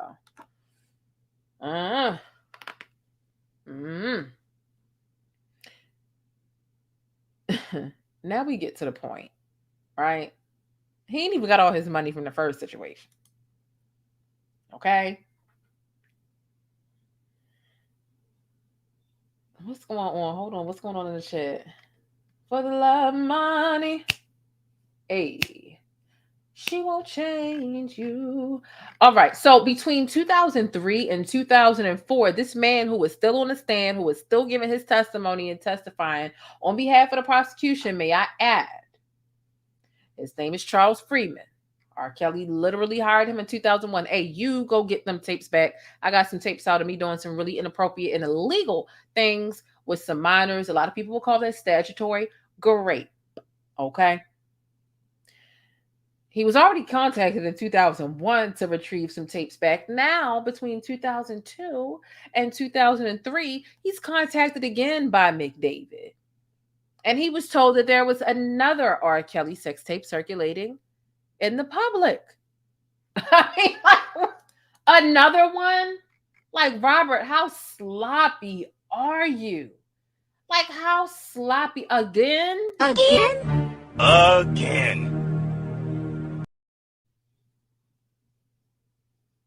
We all have broke the law. It's just a natural thing. Whether you ran a stop sign or whether, could you imagine recording all of your illegal acts and then them all just being floating out there and you trying to get them back? Like, Robert is a special kind of special.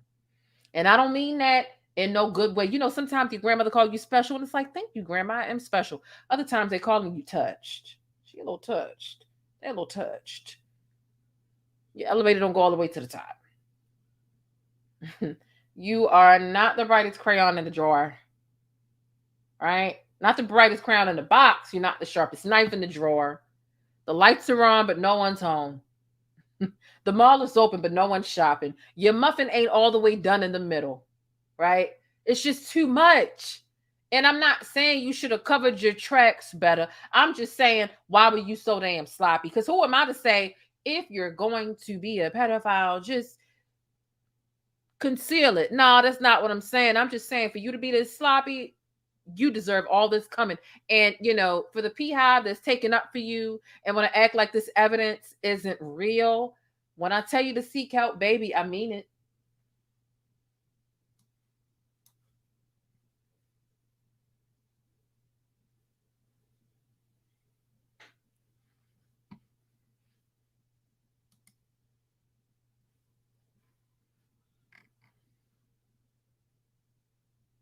Nonetheless, here go a whole nother meeting, okay?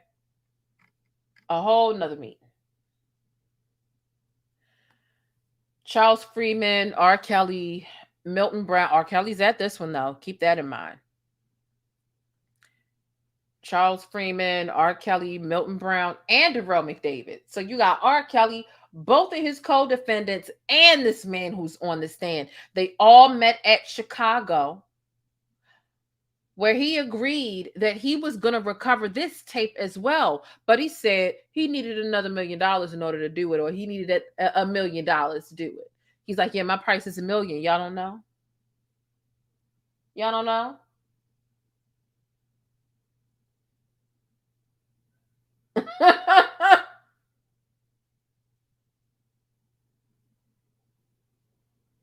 So Darrell ended up saying, Darrell McDavid said that it's another performance tape.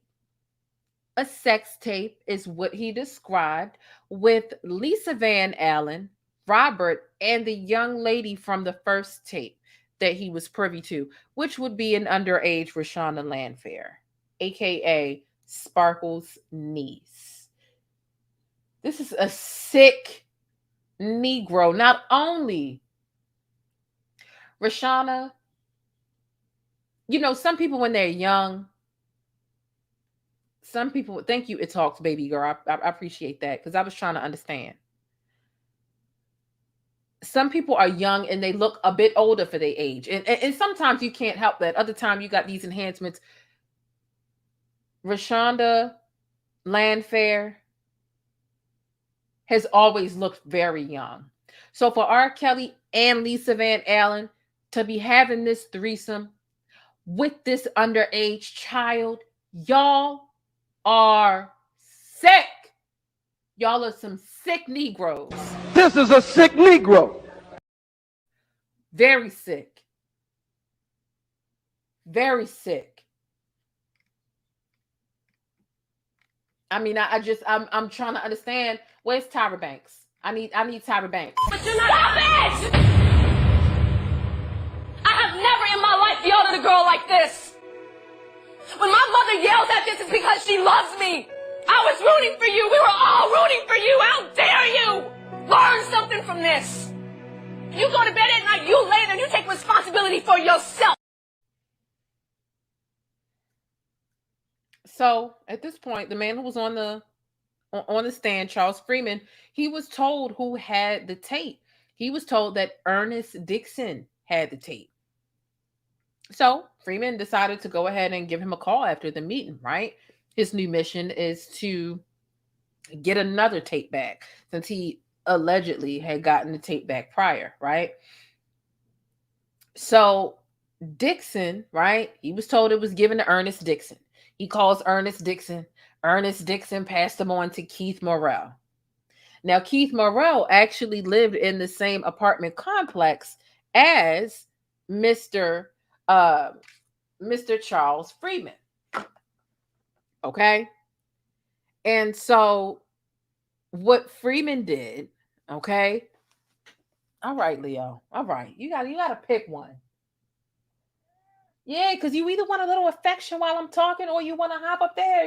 You could have hopped up there from the beginning.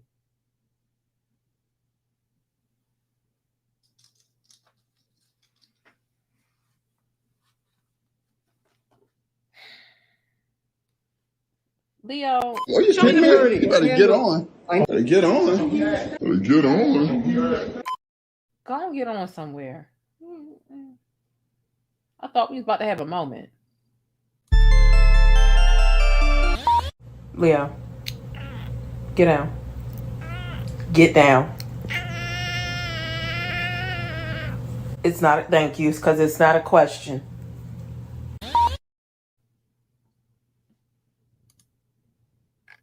Let's continue, because sometimes the co-host, he wants to redirect it. What is it? What is it? Excuse me, you rubbing up on the microphone. Can you get down? Can you get down?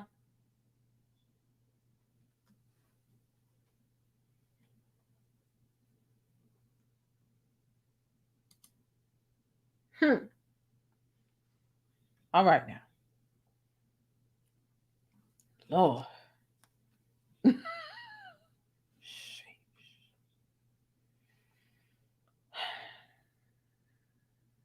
What's going on here? All right. Let's get back into it. So this man is sitting here on a stand. His name is Charles Freeman. Right? He was told now that his new mission is to go retrieve another tape for me. You got back one tape. We gave you some bread. Now we got another tape that's out here. Go get this other tape too. He was told that the tape was in possession of a man named Ernest Dixon. Freeman contacts Ernest Dixon. Ernest Dixon passes him along to a man named Keith Morrell. Keith Morrell just so happened to live in the same apartment complex as Charles Freeman here, who was working with R. Kelly to get back this second nasty, illicit sex tape. Okay. So what happened was Keith Morrell actually showed Charles Freeman, the man on the stand, showed him a few minutes of this child pornography. Showed him a couple minutes of this child pornography. Here's what happened while he was in the process of showing this tape to the man here on the stand, Charles Freeman. Charles Freeman ended up taking out his cell phone. Mind you, this is like what, 2002? 2002. He takes out his cell phone at the time. Ooh, that had to be bad quality because I think we were middle school. We were right on the brink of flip phones at that time, but nonetheless, he did have a cell phone that recorded video. Okay. And so we take out his cell phone and he does he took a little bootleg recording of it while I was on the TV screen. Why did he take a bootleg recording of it? Because Keith Morrell, he wouldn't give up this VHS. He's not coming up off of it. He already had a side deal with R. Kelly. R. Kelly, who knows if he fully worked it out? You know, as I continue to go through this testimony of Charles Freeman had a deal with R. Kelly and his team. He felt like he didn't get what was promised to him throughout this deal. So he did some shady stuff And over the course of 9 years, he did a lot of stuff to squeeze hundreds of thousands of dollars out of them, the funds that he felt like he was deserved and the funds that he was promised if he followed through with certain things. So nonetheless, he took a little video on his cell phone because Keith Morrell, right, or Morrell, they not letting up off the tape. Like, that's period, point blank, right? So ultimately, this man here on the stand, although he was able to successfully recover the first tape, he was not able to successfully recover this second tape. Okay. And so honestly, he took this photo. I'm sorry, there's a video actually. This bootleg copy of R. Kelly having sex and disrespecting and abusing a minor, right? And he honestly ended up either losing it or getting rid of it. All that we know is based off of his testimony is at the end of the day, he didn't have possession over it anymore. He either lost it or got rid of it, according to what he said when he was on the stand. Okay. So, and like I said, if there are any people who are here who support R. Kelly, we are nearing the end of this situation where I'm going to open the phone lines and you are able to call in if you support R. Kelly. I'm only accepting phone calls if you support R. Kelly. And so we're going to continue. We're not that far out from the end of the in court testimony, right, and happenings. So please call in to defend Joe Kane. Keep in mind, I shouldn't have to tell you to be respectful, but, you know, be respectful or you'll be hung up on or muted, which bothers some people. Nonetheless, here's what's going on. So the man on the stand, Charles Freeman, he said that he got another payment towards his $1 million agreement with McDavid in 2005. Again, so we're jumping into a series of events. He was not able to get the second video that he was able to get a glimpse of it, but he wasn't able to get in his possession the VHS of the second video. But he still hadn't been fully paid out from the first round. From the first tape that he provided to them. He still hasn't gotten $1 million from them. So he'd gotten another payment around about 2005 towards his $1 million agreement with McDavid. However, McDavid, R. Kelly's, part of R. Kelly's mafia cult, what you want to call it, they missed the payment in 2007. And so he spoke to R. Kelly at an arena. I'm going to elaborate upon that in a second. In 2007, and he tried to get his money, right? He spoke to R. Kelly in an arena. But R. Kelly told him, look, deal with Darrell. Darrell is McDavid. His name is Darrell McDavid. He's trying to deal with Darrell, and, Darrell ain't really doing what needs to be done. Okay? So by this point, R. Kelly is on tour around Kansas. And so on the stand, Charles Freeman ends up saying, look, I was following the tour and I would pick dates that were close to Kansas City, end quote. And so essentially what he's doing is he's stalking the tour, right? He's stalking the tour because he doesn't have all his money from R. Kelly. If you're on tour, you're getting money. You've got enough money to give me something. And you still owe me money because I was tracking down some illegal stuff for you. So he's honing in close on them Kansas dates. And that's how he was able to speak to him in a arena in 2007 is because, he trying to get them tour dates. He's trying to, after R. Kelly's done performing in said arena, he's trying to press him and get some money. Okay.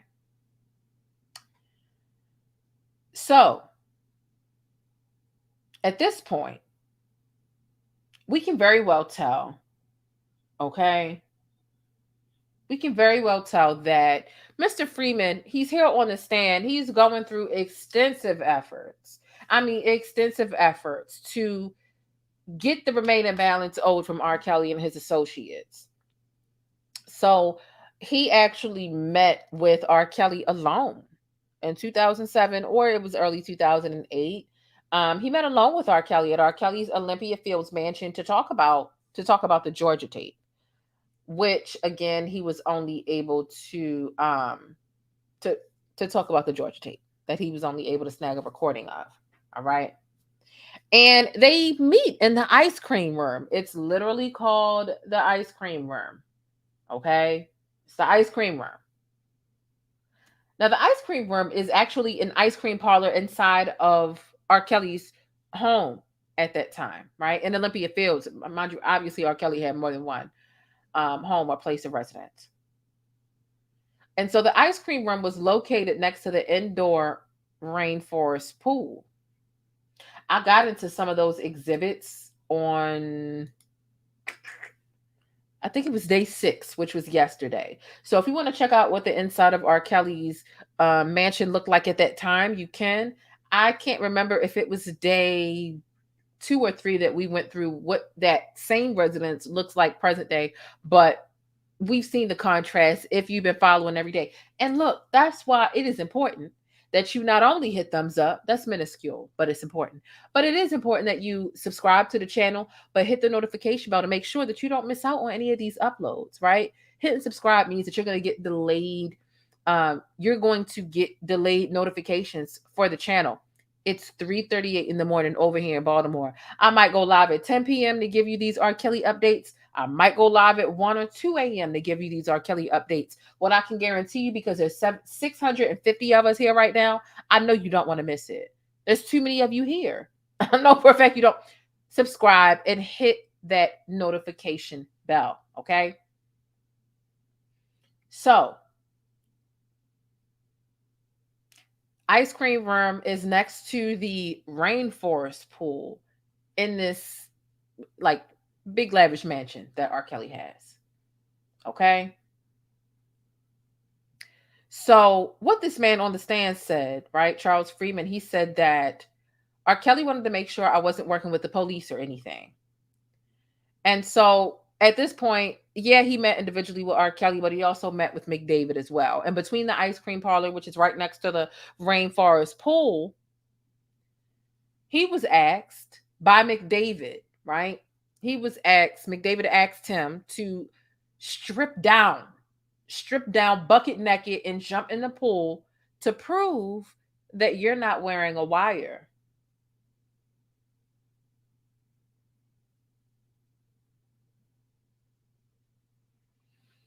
Not get bucket naked. I mean, just like, what the hell is going on that you asking me to get butt naked?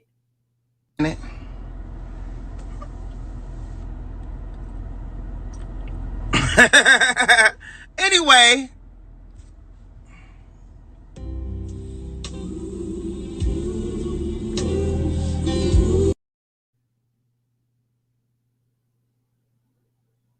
I don't know how I would respond to anybody asking me to get, I'm not even sure if I would get butt naked for TSA. Okay. Like, anybody that I'm not in a relationship with telling me to strip down butt naked, like, I just can't. But I mean, you know, when you're doing illegal things, you know, it comes with hot and risky, you know, follow-up behavior and responses. It just does. Nonetheless, here's what he said. Here's his response to that. He said, look, McDavid is like, look, you need to make sure you're not wearing a wire. Not because, remind you, he's on the stand here, Charles Freeman, to speak about the sex tapes of R. Kelly with minor. So, I guess they were really trying to vet out if he was working with police, and trying to make sure he didn't have on a wire. So they asked him to hop in, to get naked and hop into the pool. And what he ended up saying is, look, I ain't getting in no pool naked. And he stuck to that. He did not get in the pool naked. He did not get in the pool naked. However, both of the men did strip down to their underwear. And McDavid did jump into the pool. So at that time, he's spending this time between R. Kelly and McDavid. And it is basically said, like, look, promise you we're going to get you your money, da-da-da-da-da. Okay? So, because there's still a balance that's owed to him. He ain't got his $1 million yet. Do me a favor. Can somebody in the chat tell me what, and I remember what it is. I do, but forgive me for forgetting, but I do have some people in my Discord asking, what does OCOV stand for? and I remember learning, I really do. It just slips my mind right now. So I know that there's some members of OCOV in here. So if somebody from OCOV can help me understand what it is, because it really has slipped my mind, but I feel like the rest of the chat deserves to know, even though I already learned. I rocks with OCOV. Atmos, shout out to Atmos. He's part of OCOV, so I know I rock with it. One color, one voice. Boom. Thank you. I knew it was something dope. I knew I did. It just slipped my mind. Okay. Thank you for that. Okay. So let's continue. Soon after this, right after McDavid hopped in the pool, McDavid sets up a meeting and ended up giving Charles Freeman $100,000. Okay, ends up giving him $100,000, and so but he still wasn't paid, because when was this? This was what? This was around about 2007, 2008. He still didn't have all his money, and this is the time when somebody said obsessive compulsive.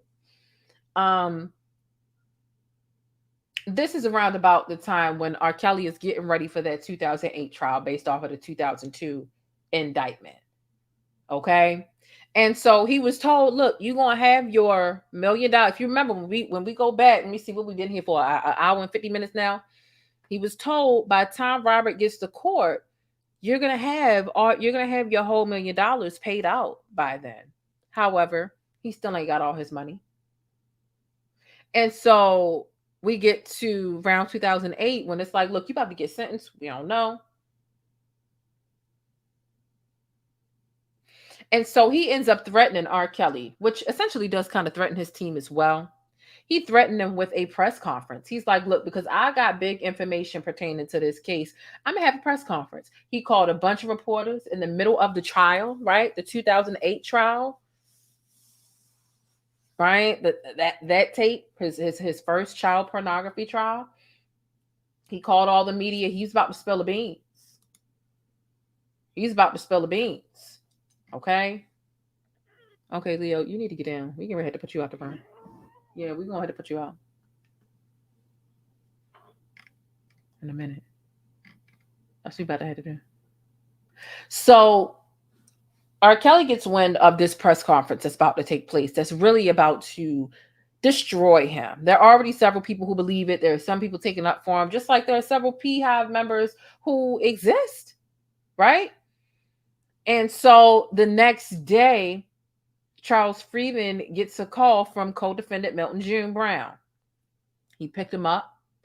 He handed him a phone and a car. R. Kelly was on the line, and R. Kelly says, I know you're not going to do a press conference and do me like this after I gave you my word that I was going to pay you.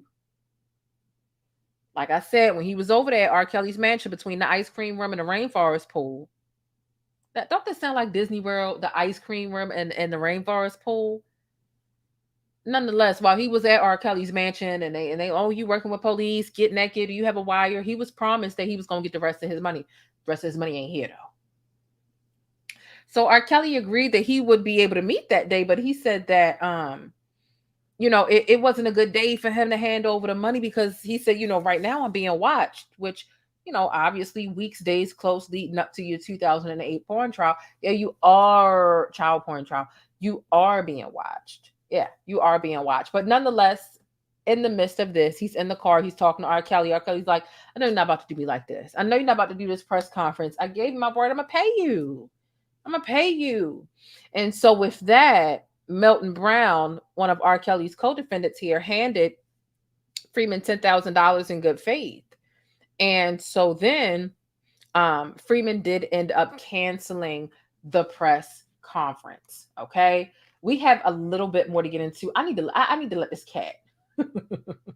I need to let this cat out the room. Drop some pancakes in the chat. We'll be right back in 80 seconds. You don't want to miss this, and hit thumbs up if you haven't already.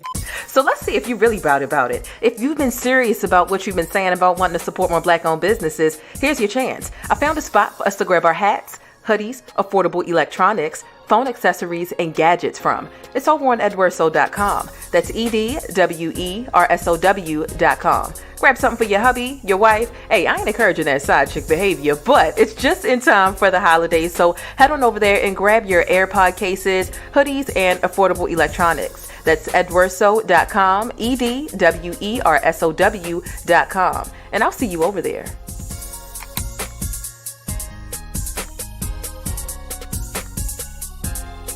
It's time to face it, boo. Your product needs more exposure. If you want to see your ad here on my channel, be sure to shoot an email over to yt.theplainestjane@gmail.com and let's chat. But if you're new in my neighborhood here on YouTube, hey, I'm the Plainest Jane, and I provide coverage and commentary on trending stories, viral events, and Black culture. I definitely appreciate you stopping through and hitting that subscribe button if you like more of my particular brand of syrup.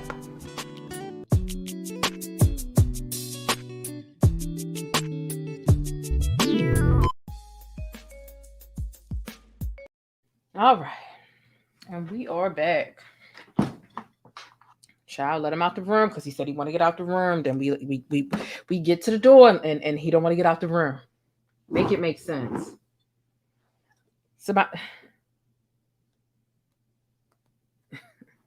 You know what, buddy? Get. Somebody said in the video yesterday, they said, "Oh my God, you threw your cat," and they put sad faces like they was about to call Peter. Like, look. You know, cats always land on their feet, okay? Cats always land on their feet. So, yeah. I'm not killing the cat, all right? Well, let me catch my breath for two moments. And let's get started.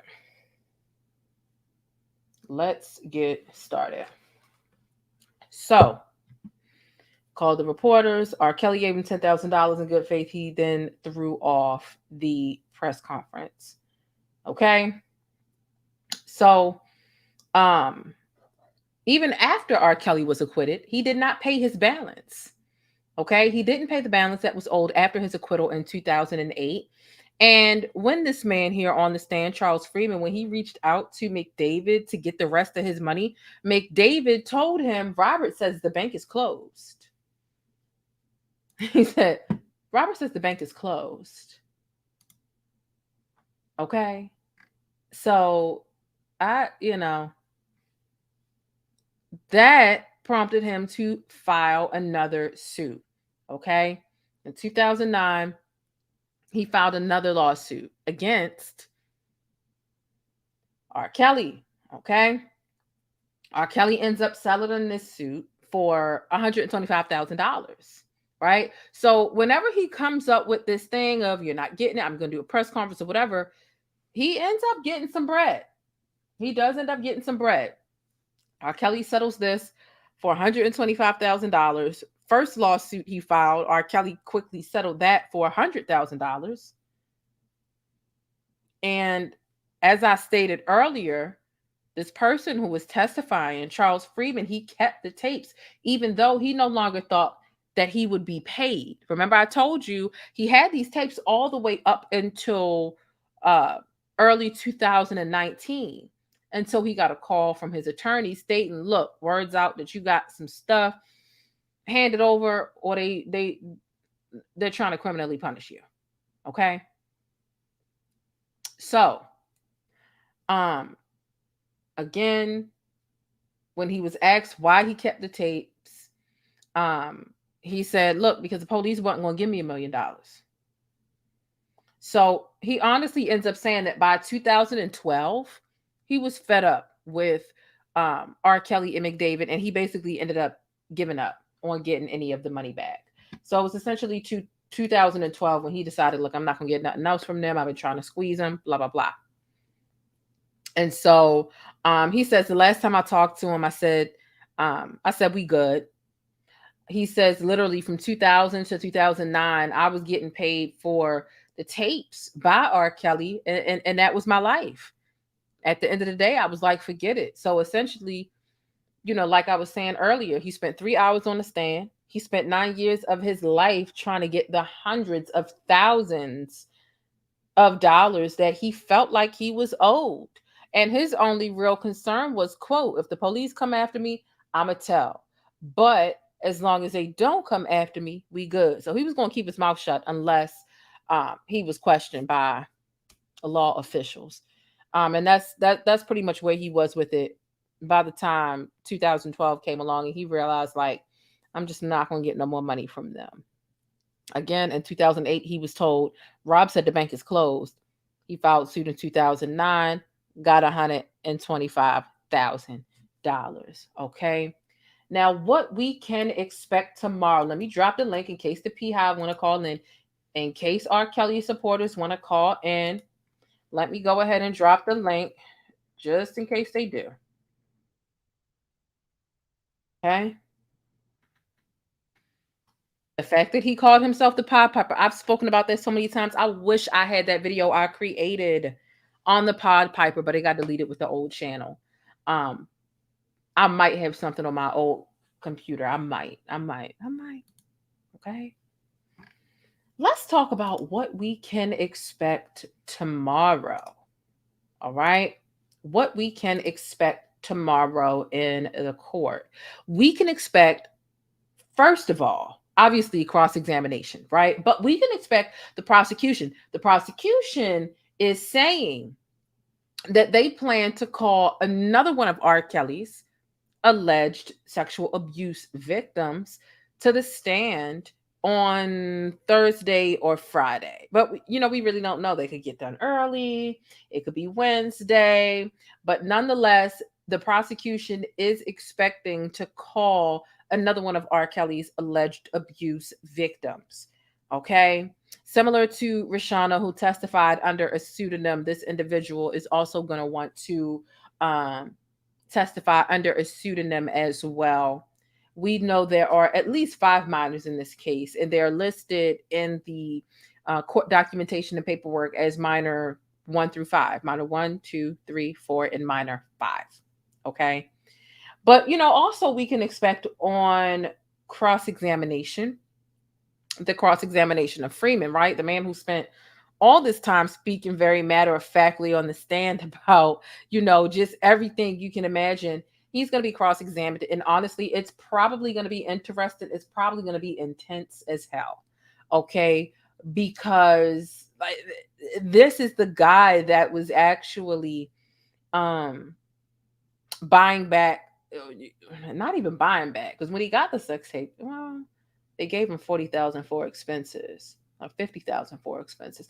Nonetheless, this is a guy that was responsible for retrieving back R. Kelly's dirty work. Right. And so in R. Kelly's attorney's opening statement,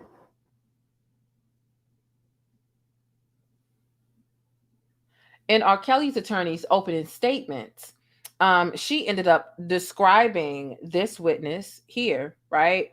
Who is technically still on the stand. Charles Freeman described him as a liar, a con man, an extortionist, a blackmailer, a criminal, and so on and so forth. And so on and so forth. So it seems like it could be pretty interesting.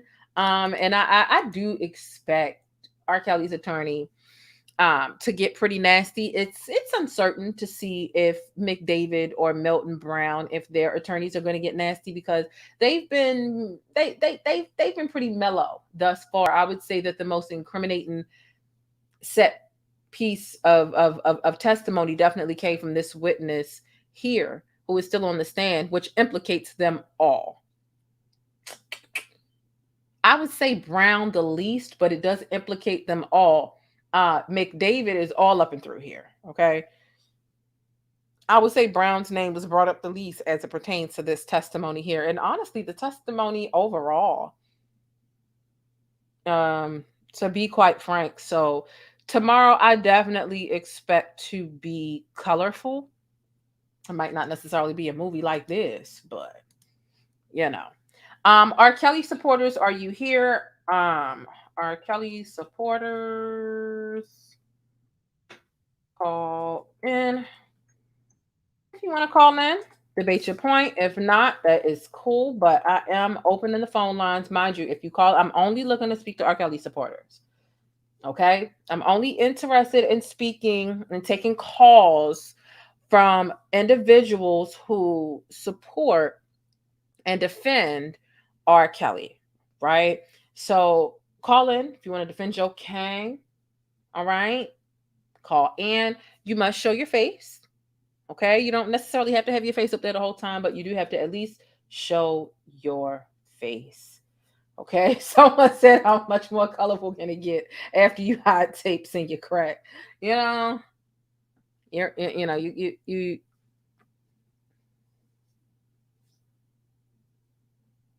Leo.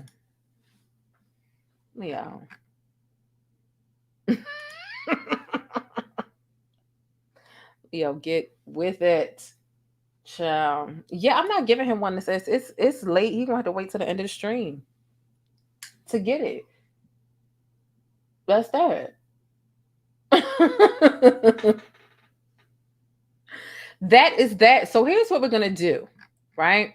Because that's literally it. Court was adjourned after this. We're gonna play a commercial. We're gonna see if any of them want to call in. They was all ready yesterday. They're not ready today.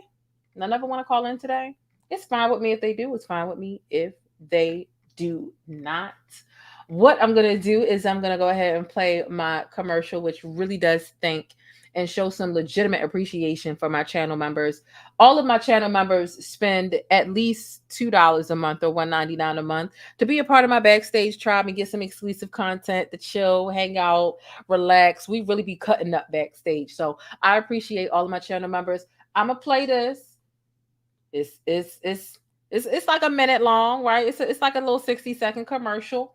We're going to see if the PeeHive want to call in. If they do, they do. If they don't, they don't. And we'll be on till tomorrow to see if they want to call in tomorrow to give our other testimony.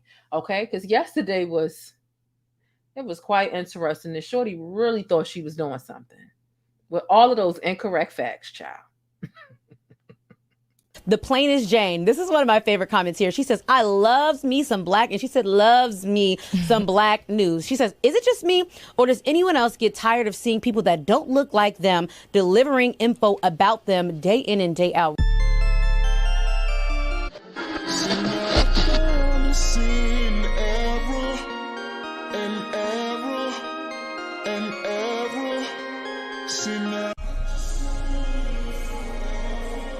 So wait a minute, you ain't joined the channel yet so that you can access special perks over here with the plainest Jane?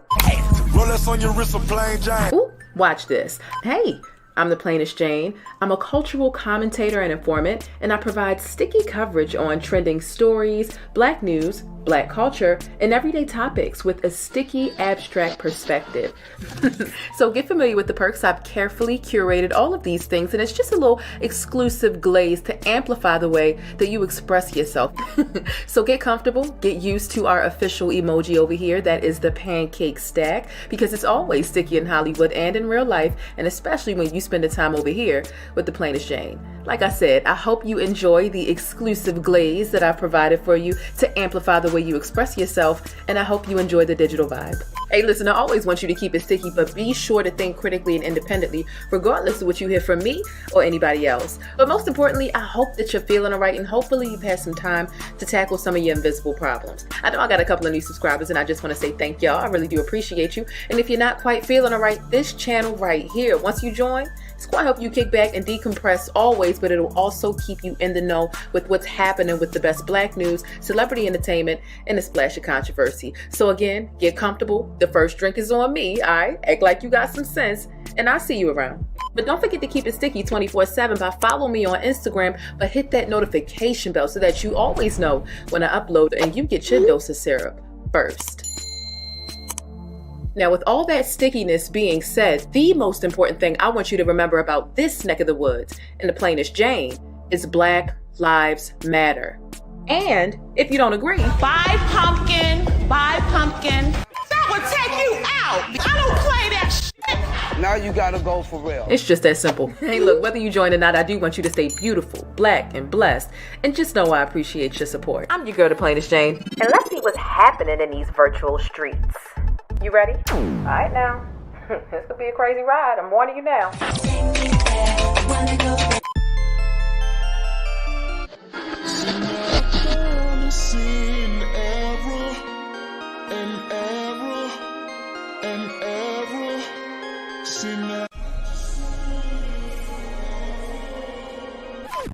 And we're back, and it looks like, what's going on? Why doesn't the Hive want to call in? Are they not ready for legitimate facts? Do they realize they can't just get up here and say whatever the hell they want to say out their mouth and make up facts and spew faux things? Do they realize that they're really going to look crazy? What's going on? Because yesterday was actually it was obnoxious, but it was hilarious. And the fact of the matter is, she really thought she was spitting, and she was spitting something all right. But she really thought she was spitting. She had a nerve. She said, she made up all them facts. She had no clue what she was talking about. She contradicted herself. I talk about sex trafficking on my channel. How do you talk about it? What's your... It's caused by the parents. Most sex trafficking come from starts at home. I said, how? She said, parents be telling their kids to dress sexy. And that's how sex trafficking starts. I asked her what website she got her data from. Where are these statistics from that you're able to speak on behalf of the majority or the most of the victims of sex trafficking? You got to realize no. Let's go back to the statistics that you talk about. Oh, I didn't say most. I said some. And why do you statistics? And first, then she made up a website. Then she said, but why do statistics even matter? Why do we even need data? Like, girl, you speaking about a serious situation. I get it. You might be blinded by your pissy ass King R. Kelly, but like, you speaking on statistics and then you asking why statistics matter. How are you spitting statistics and asking why or how statistics are even necessary to be a factor in this conversation when you claim you spitting them? You making it up.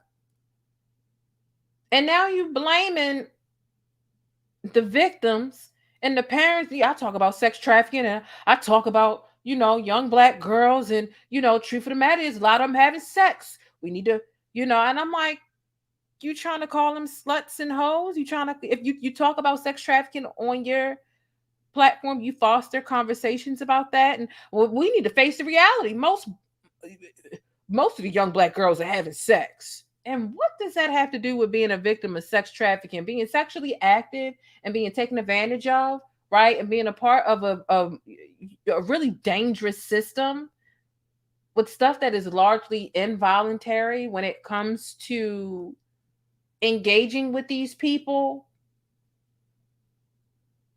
And then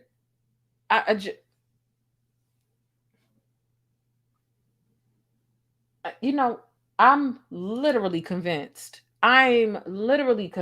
that these people, they own a lot of different drugs. They own a lot. You don't talk about sex trafficking on your channel. You talk about whatever talking point you feel that you can manipulate enough to support your argument in supporting R. Kelly. That's what you do. I'm convinced you guys, you PeeHive members, you're on bad salt. I do feel like you're on meth too. I feel like y'all are eating the Tide Pods and you're not washing your clothes with them. Why not wash the pissy smell out your clothes with the Tide Pods? Why are you eating the Tide Pods, thus making the little bit of logic and comprehension that you have, making it worse? I don't get you.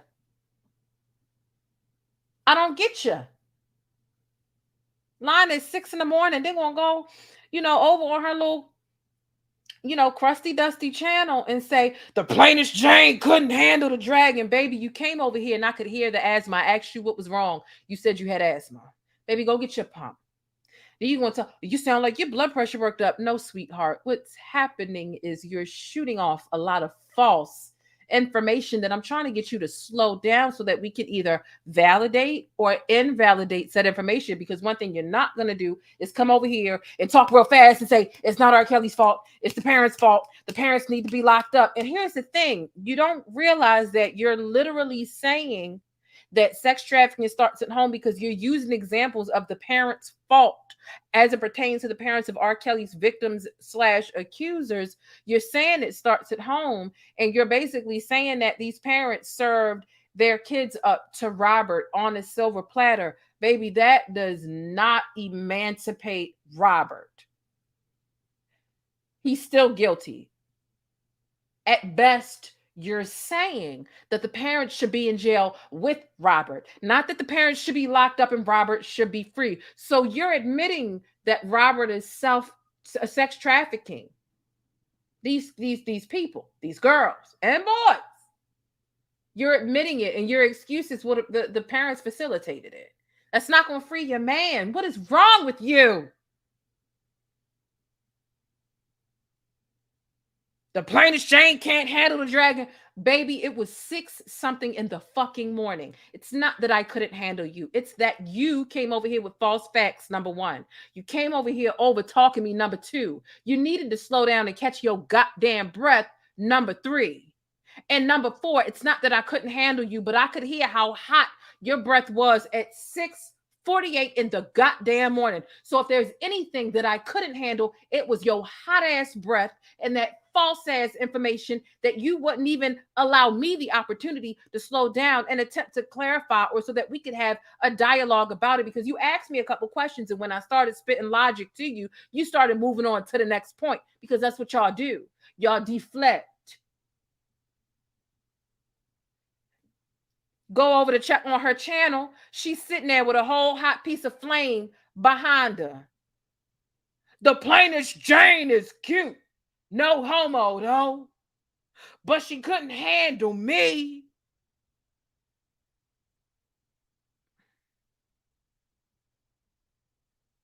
I deal in logic. You deal in being a pick-me-ass mammy. That's what you deal in. Making excuses for abusers while trying to villainize young children. Because I'm not sure when's the last time you had any sexual attention, but what I can guarantee you is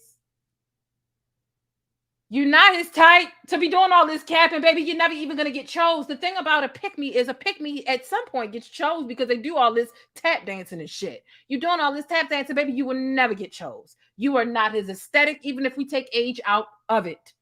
I seen ya. You are not his type. You're too old. You ain't his size. You old. Hell, I'm too old for him. I can admit it. I ain't trying to act like I'm his type, because baby, I don't want to be his type. But all that you're doing to deny logic and be willfully ignorant, it's never going to pay off. But it probably gets you brownie points, you know, with the handful of niggas in your vicinity who will give you props for it. But baby, I seen your misery in person. Okay? I seen it. And I see your sorry ass tactic and your sorry ass platform. Every video, it's like you are digitally trying to suck his metaphorical, herpes-infested digital eggplant. And baby, where's the benefit?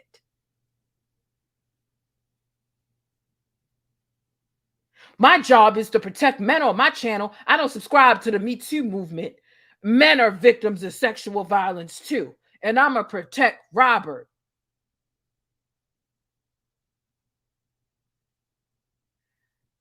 You need to protect your brain from further contamination, because it's too much piss going around up there. You ever went swimming and you just heard that it was like some water left in your ear, and it wasn't until later that night or the next day where the water finally fell out? It's just too much piss going on, and you can't think straight, and that's okay. It's okay.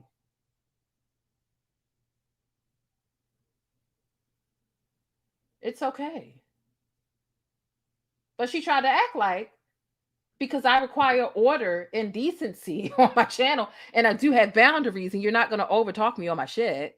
You're not going to ask me questions, and then I get 2.5 words into the answer, and then you cut me off and move on to the next thing. I'm not going to ask you questions, and you neglect to answer it, and you talk about whatever you want to talk about. You derail the conversation. Baby, I have boundaries. And the fact that I wouldn't let you step all over my boundaries mean that you went and you made a live that say that I can't handle you. The only thing I can't handle is your hot-ass breath, and it's not even 7 a.m.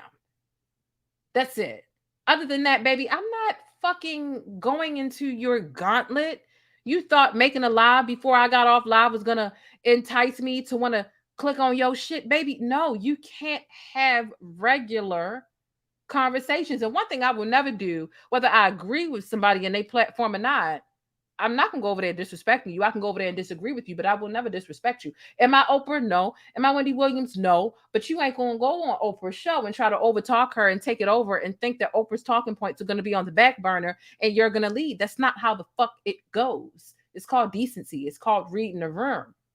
But when you're so drenched with urine, your comprehension is non-existent. And you just feel like you ain't gotta. And just listening to her over on her shit for 4 minutes, right? Just for 4 minutes. All she does is sit in front of the microphone and yell, and it's R. Kelly, and fuck these girls. These girls wanted it. They wanted to be peed on. Talking about 14 and 15-year-olds. Oh, they wanted to be raped and molested. Okay. And that's all you do. And so you don't even understand the concept of having a dialogue with someone that you disagree with. And I refuse to tolerate that shit. So yes, I muted you, girl. Spitting piss. Because I feel like, I think, what is your name? Spitting facts, spitting fire, spitting whatever. You're spitting piss. And I really should be calling you miss. I really could. Let me respect my elders real quick. Ma'am, cut that shit out.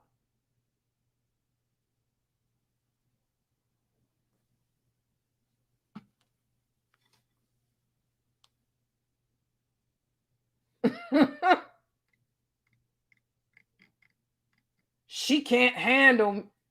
I can't handle, or I refuse to let you take over my platform. I have no desire to click on your platform or argue with you over there because you don't even have any decency. It's not that I can't handle it.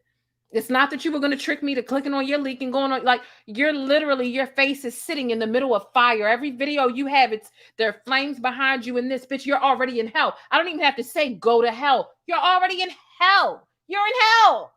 You're in hell. The only reason I'm not bringing your picture up in this video is because I know it will seem cruel and unusual. It will seem like I'm picking on you, but baby.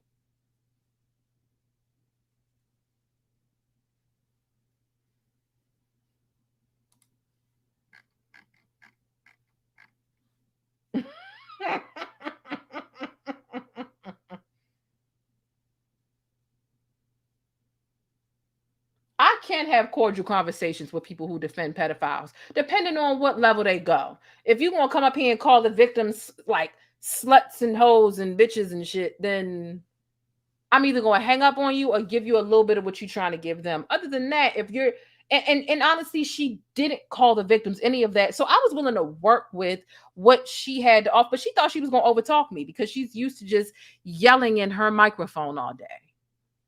And I mean, yelling in a way that just doesn't even make sense.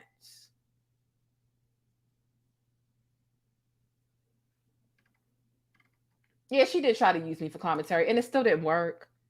Got 1,000 views on a video because you came over here and you know, intentionally tried to be nice, nasty to get some views. Baby, you got 48 views off of me. That's what you did? Because you left here looking a mess. I clowned the living shit out of you. And so that was worth it to you? And you're an older woman. You're a woman of a particular age. If you haven't already applied for the AARP card, it's definitely time. I saw the way you tried to tag me in your title. It didn't work because you can't even work technology. So don't do that. I think that she thought that she was going to joke me. And I'm far more wittier than her. Far more witty. better on my toes. So don't come over here trying it with me. I only bring my smart aleck witty shit out when I feel like you done overstepped a boundary or two. Then let's go. Let's go. Because when I got to regain control of my own show 3 or 5 times and tell you to be quiet, hey, let me answer, let me talk, I'm not about to beg with you. I'm going to sun you and make you look stupid. But nonetheless, look, it's 4:16 in the morning. I need to go ahead and get some sleep. And so, you know, blaming the parents will not alleviate R. Kelly of his guilt. Okay? It will never. Let me see. Is somebody in the chat saying something? They trying to be cute? What's going on? Where's Katie? I'm looking for Katie's comment. Katie, you trying to be cute?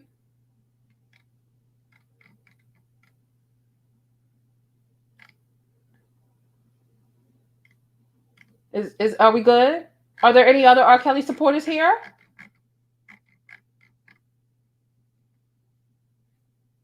Anything else going on?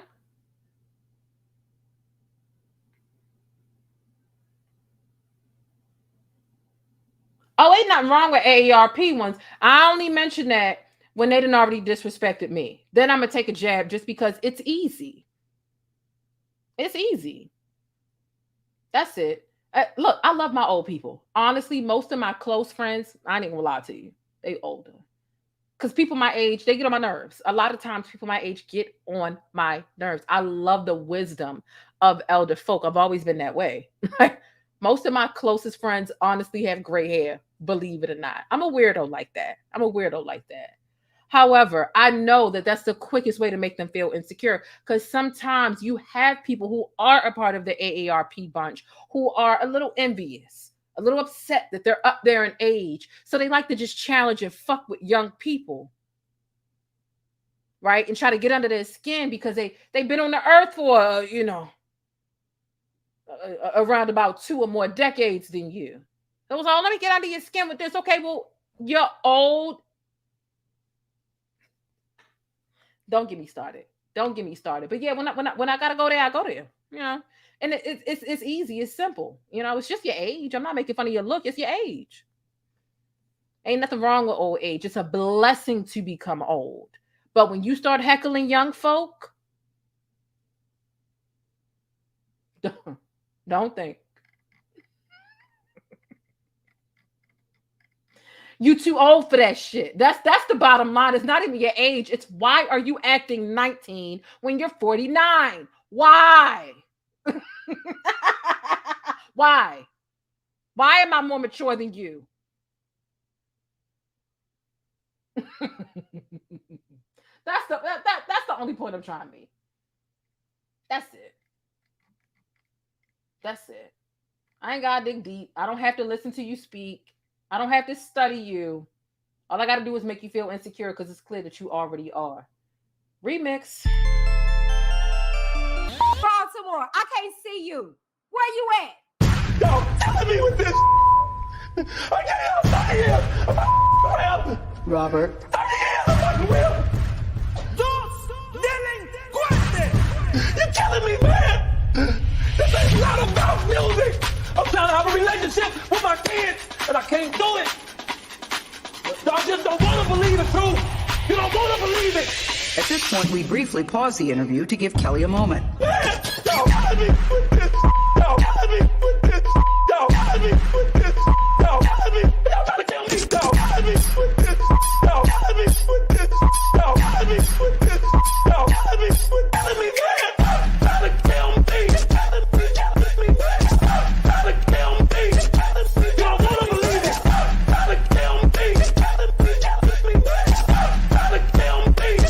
I hope this camera keep going. Stupid R. Kelly. Fight for my life. Stupid R. Kelly. Do it. Stupid R. Kelly. Fight for my life. Stupid R. Kelly. Do it.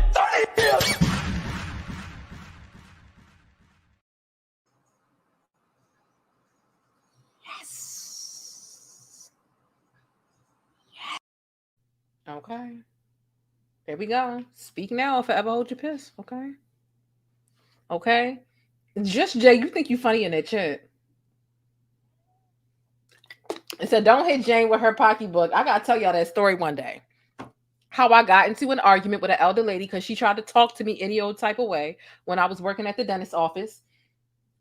And she hit me with her pocketbook.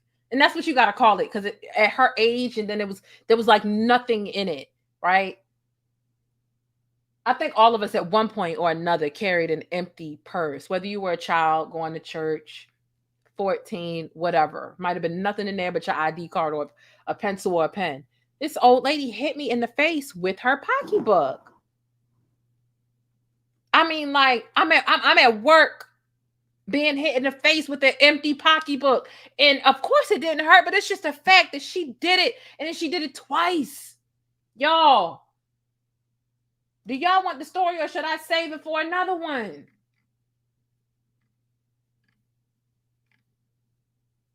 I'm serious. Y'all think I'm lying? Oh, I wish I still had the video. I got deleted off the old channel. I had kind of just got my locks too. I had kind of just got my locks. My locks were fresh. I had just made that decision. Grandma she thought it was cute. I got that ass back though. Cause stop playing with me, Granny. Granny, stop it. I will get under your skin in a heartbeat, Granny. Stop playing with me.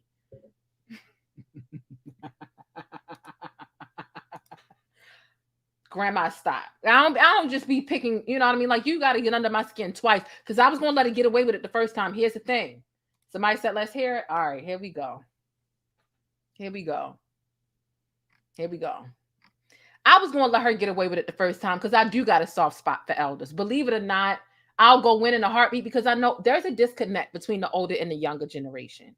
I'm not just talking parents to parents to kids, right? I'm talking the 50-year-olds really don't understand what the hell the 50-year-olds don't understand what the hell the 15-year-olds got going on. And I see that disconnect, and that disconnect can sometimes turn ugly based off of a huge lack of understanding. So I study this stuff a lot, and I know that this is a problem between the older and the younger generations. However, that's why I sometimes let older people get away with saying or doing the things that they say and do, because they miserable. Sometimes they in pain. They don't have what they used to have, whether it be strength, whether it be looks, whether it be time. So I do have a soft spot a little bit, right?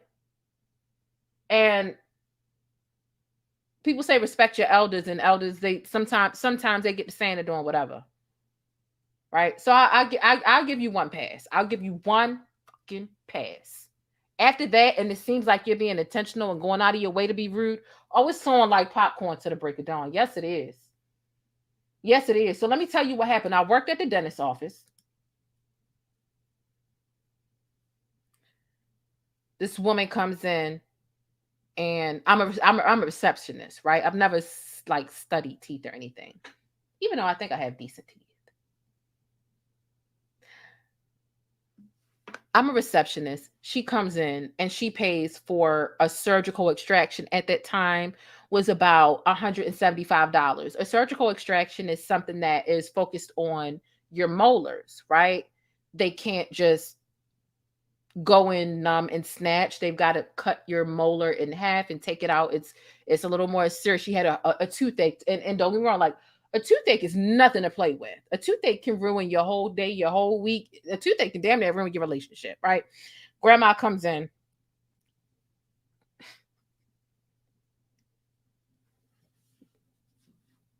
She comes in the summertime with the Christmas sweater on. That's not my business. That's not my business. I don't care. I don't care, right? All gray hair. All gray hair. Her skin complexion was around about Cicely Tyson's skin complexion. She wasn't as old as Cicely Tyson, but that was her skin complexion. And she had all silver hair, right? Wasn't a bad color either. She pays for her surgical extraction. And mind you, this is a dentist's office that doesn't keep cash in the spot overnight. So she came in to schedule an appointment for a surgical extraction because she had a ridiculous toothache. She paid for it the day before because when she came in and she paid for it, we didn't have any more appointments available for that day. So the appointment was made for the next day. This is a dentist office based on our operations that we deposit the money at the bank every single day to alleviate us being robbed. Somebody come in and stick it up. Where's your money? This is a dentist office. We don't have no money. We deposit the money at the end of every single day to alleviate stuff like this, right? So she comes in the next day for her, tooth removal, right? Let's just say her appointment was for 2:30. It's 2:34. She's upset. Why I'm not in the back yet? Why I'm not in the chair yet, right? And you know, surgeries are something you can try to schedule in a way that, you know, is right. But sometimes surgeries run over.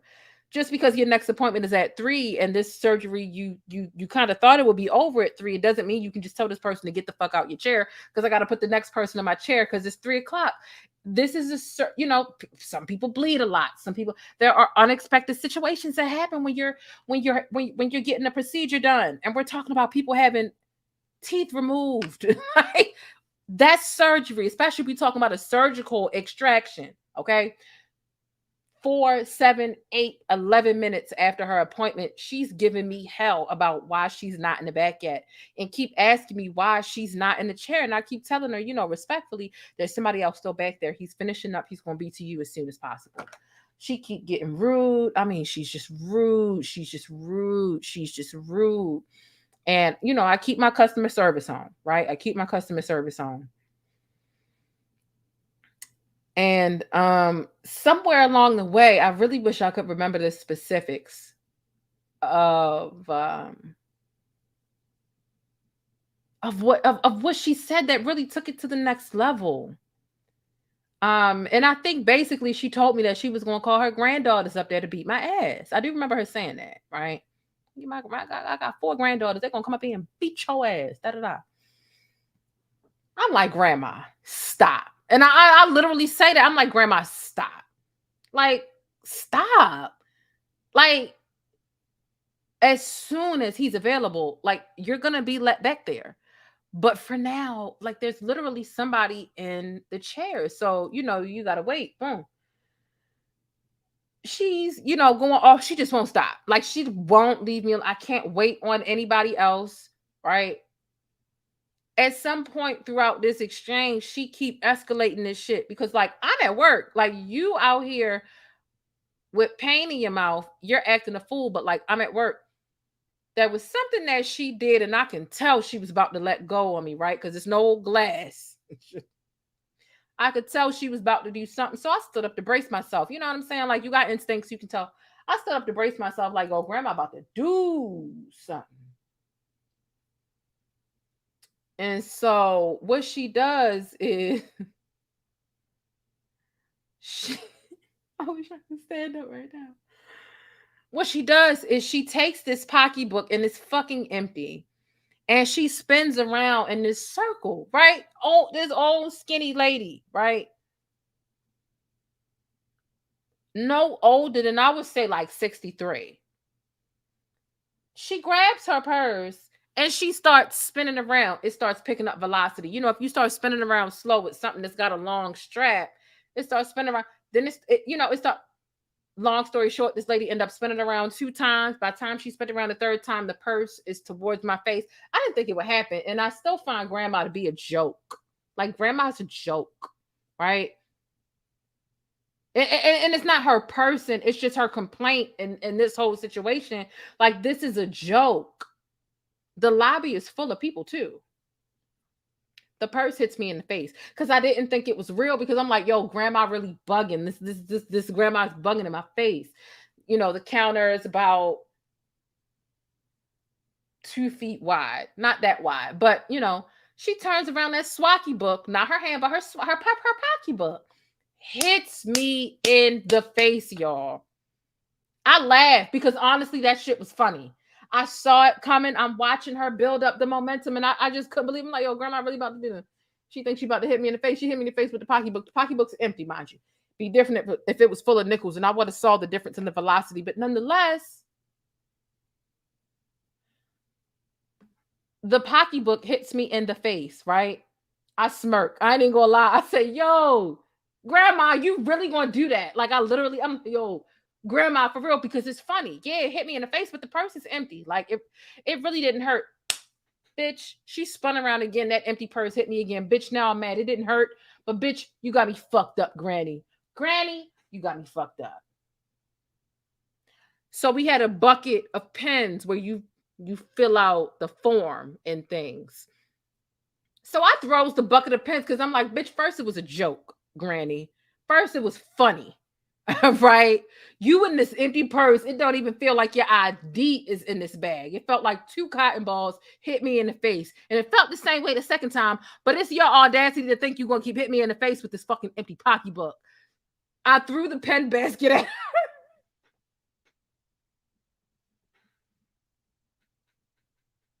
I threw the pen bucket at her. Child, she tried to act like she was so hurt by the pen bucket. She said, oh my God, I'm hurt. I'm gonna call the police. They're gonna arrest you for assault and da-da-da. This whole lobby saw you assault me with this empty ass purse. Like, first of all, how did I get here in this altercation with grandma? Like, how? Like, how did this even happen? Now you sitting here threatening me with the police before the police get here, right? Because now my coworker's calling the police and I don't care. Now I'm trying to get under your skin. You over there and I'm behind this counter still. And I'm not going to stop bothering you. Because number one, not only are you not going to be able to press charges on me over this pen bucket, this whole lobby, and yeah, I collected statements too in case grandma was a Karen, but she wasn't because she realized the cards were stacked against her. But you thought you were going to sit here and say, I'm going to get the police to, to press charges against you for hitting me with the pen bucket once after I hit you in the face. It ain't like she hit me in the back of my elbow or the back of the shin. This bitch hit me in the face twice with her empty pocketbook, girl. Fuck you and them grandkids. So she's sitting there. Oh, this the point. That's the point. That's why she really got mad, because she realized after she hit me, right? Once you get physical with an employee, right? Once you're insubordinate, right? Insubordinate, I'm sorry. Once you're insubordinate, all of the medical professionals are going to deny you service. You're the one with your tooth hurting, not me. And my tooth, that was a good thing about working there, is I got free dental work. You the one that needs your tooth pulled. Now you've put yourself in a box to the point where all of these medical professionals who are on my side, because I work here, you don't work here, none of them are serving you. So you know what? I think that's what it was. She ended up, getting irate, I want a refund. I'm a press charges and I want a refund. Mind you, she paid her $175 the day before, but what did I tell you our protocol was? We drop the money off at the bank every single day. I want a refund. I'm not leaving here till I get my $175. There is no $175 to give to you. You paid in cash yesterday. We don't keep cash here. That's how we stop from getting robbed. Oh, well, I'm not leaving until then. And I pray, okay, you can stay. You can sit here all you want. But guess what, Grandma? At the end of the day, I was at work and you hit me in the face twice with your pocketbook and you feel like you're going to sit in my lobby and refuse to leave? And then say you want press charges on me? No, number one, no, you're not. Number two, all I'm about to sit here and do is joke about, and I'm sorry, I'm not being ageist. This was a response to make sure I didn't have to physically follow up with Granny. I got under her skin about her age. Yes, I did.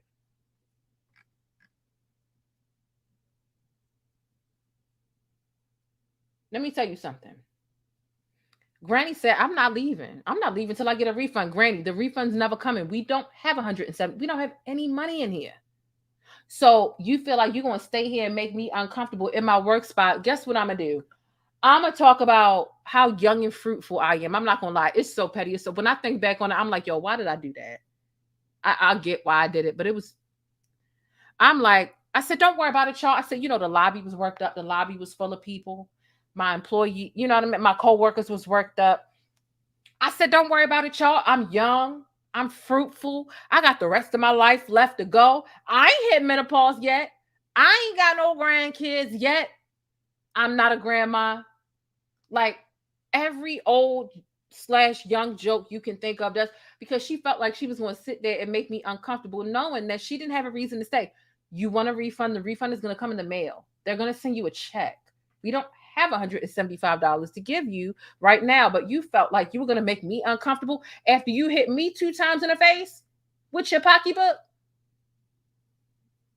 Grandma, if you won't get the fuck out of here, I bet you I will make you uncomfortable with what I got to say about where you are in life to get you the fuck up out of here. I bet you that. I said, I got the rest of my life to go. Y'all crazy? And honestly, how old was I? I really did have the rest of my life. It was only 7 years ago, but honestly, I mean, like, I think I was like,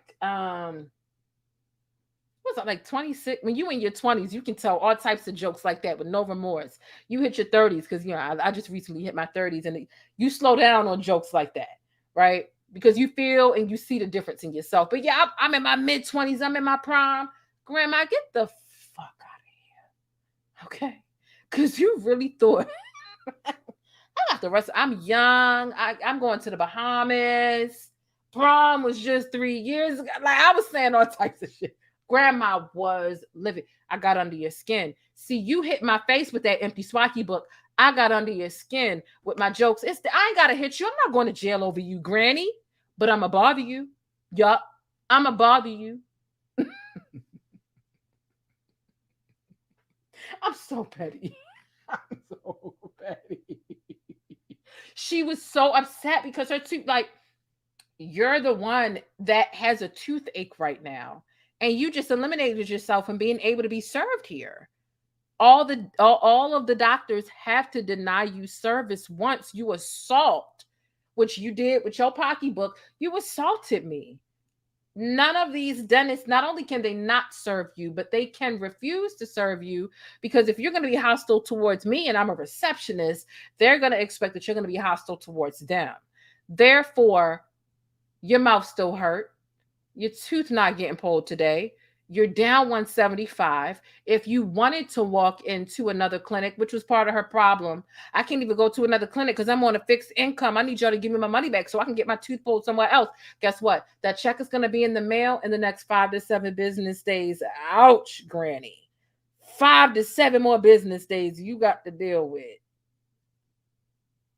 that toothache and that fucked up attitude and that Christmas sweater in July. Bye, Granny. Bye, wig. And it's not her. You know what I mean? It's her behavior that I was going after. I love old folk. I do.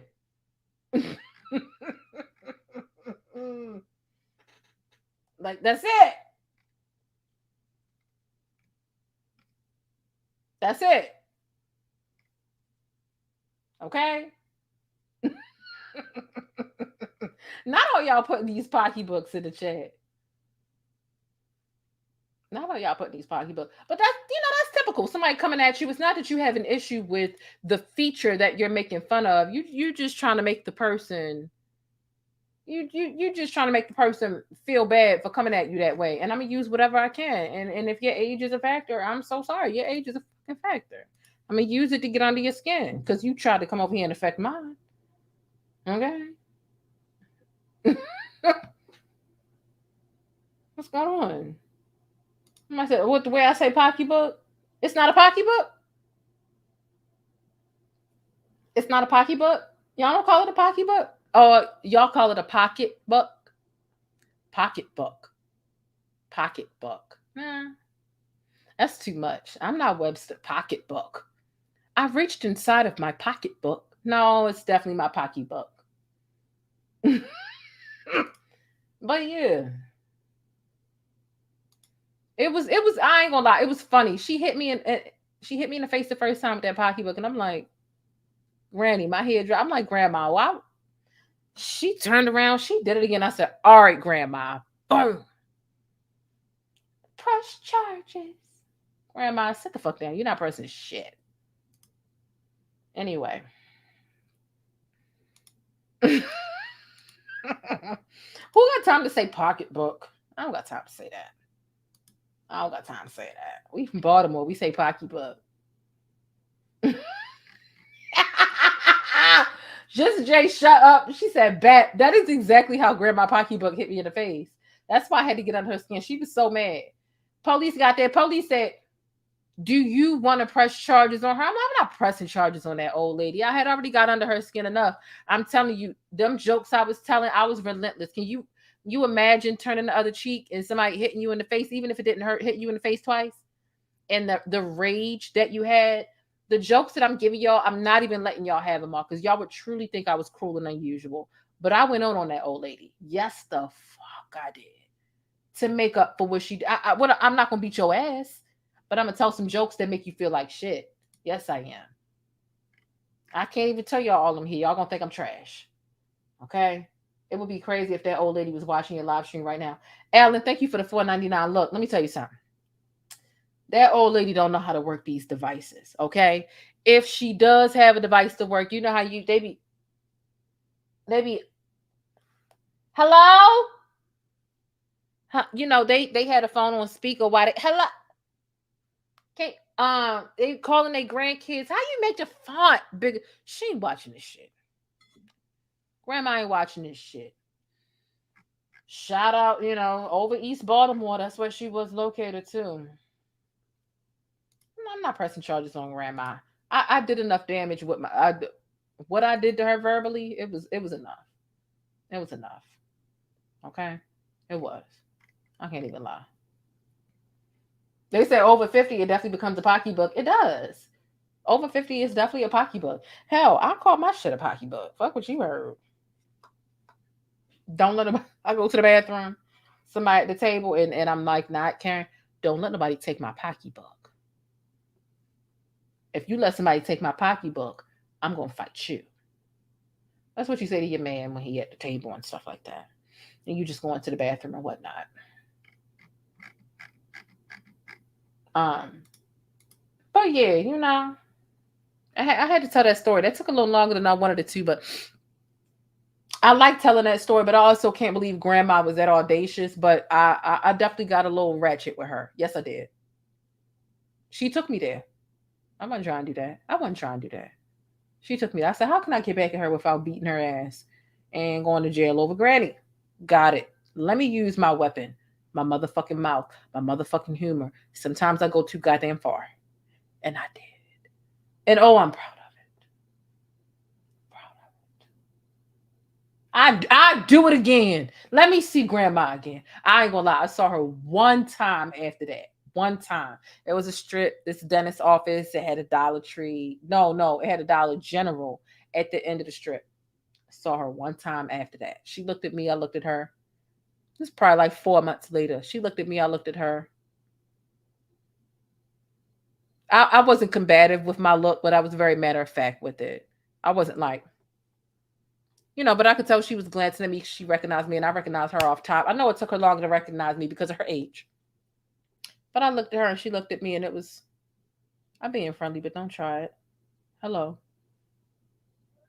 No, it wasn't that I was being friendly, but don't try. I'm being cordial, but don't try it. That was the glare I gave her. That's what it was. So, yeah. That's that. That's that. So, yeah. How do you say this? Oh, a beautiful heart. I was about to say a beautiful heart. A beautiful heart. Thank you so much for the $5 super sticker. I really do appreciate that. Okay.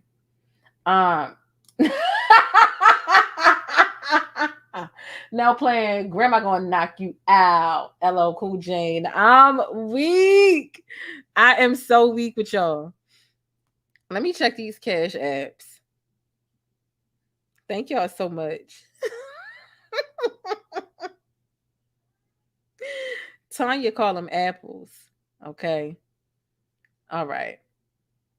Let me just see. I know James says that they my internet taking forever. I know James has sent one. Oh my God. Oh my goodness. I got a lot of okay, so McCutcheon, Sharonica, Deanna, Tawny, Renicia, Curlin, Almond, James, GP, and Yvette. Thank you so much for the cash apps. I really do appreciate that. Okay. Y'all mean so much. Okay. Don't call it a comeback. All right. Say James got her own Miss Jerry, just like Mark. Yes. Yes. She do kind of remind me of her a little bit. She do. She does. This has been an amazing show. And I went down memory lane a little bit. Shout out to Tanya TKO. She calls her Cash App apples. I was about to say that. Just Jay, get out my head.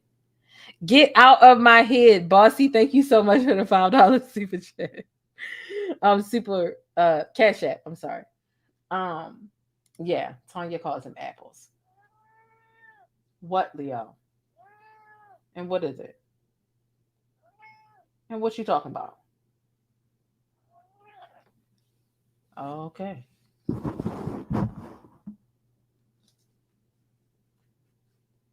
All right. So Leo's ready to go.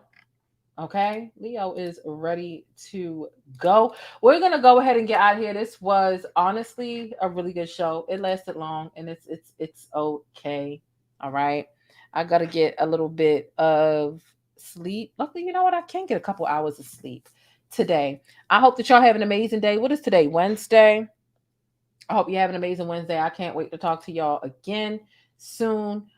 With regards to day 8 of the Chicago trial, this was day 7 of the Chicago trial, and day whatever of me, child, working in the hood, working over East Baltimore. Drop a comment down below if you know how ratchet East Baltimore is, baby. I was raised in West Baltimore, but East Baltimore is a trip, and it was an experience. So I appreciate all of my stickies for coming through. Let me just make sure I haven't forgotten anything. We talked about what we can expect tomorrow, what we can expect later on this week. Y'all do know R. Kelly does have another trial that he is facing for solicitation in the case of Minnesota. Matter of fact, he has 2 more cases that he's facing after this, not just the Minnesota one. So I want to know your final thoughts and your unanswered questions as it pertains to R. Kelly, this case, this trial, what's going on with it. How do you feel about my reaction to Grandma hit me in the face with her Swaki book and all those other things?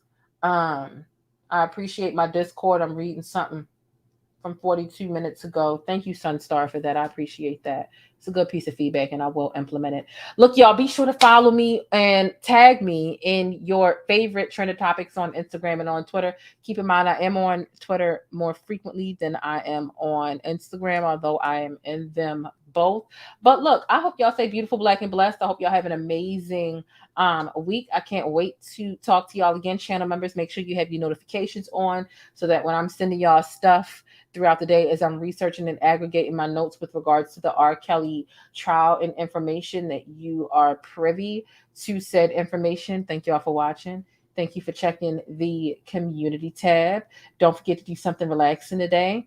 And again, even if you're chasing the bus, which means that you missed the live and that you're watching the replay, still let me know your thoughts down below in the comments. Don't forget to keep it sticky and real.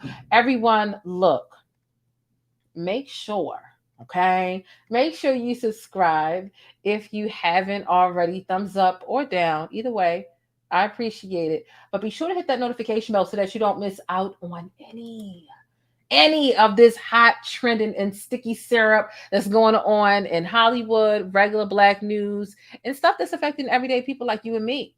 Okay? Drop some pancake emojis down below, and don't forget to stay beautiful, black, and blessed. Until the next video, I'll see y'all later on the day.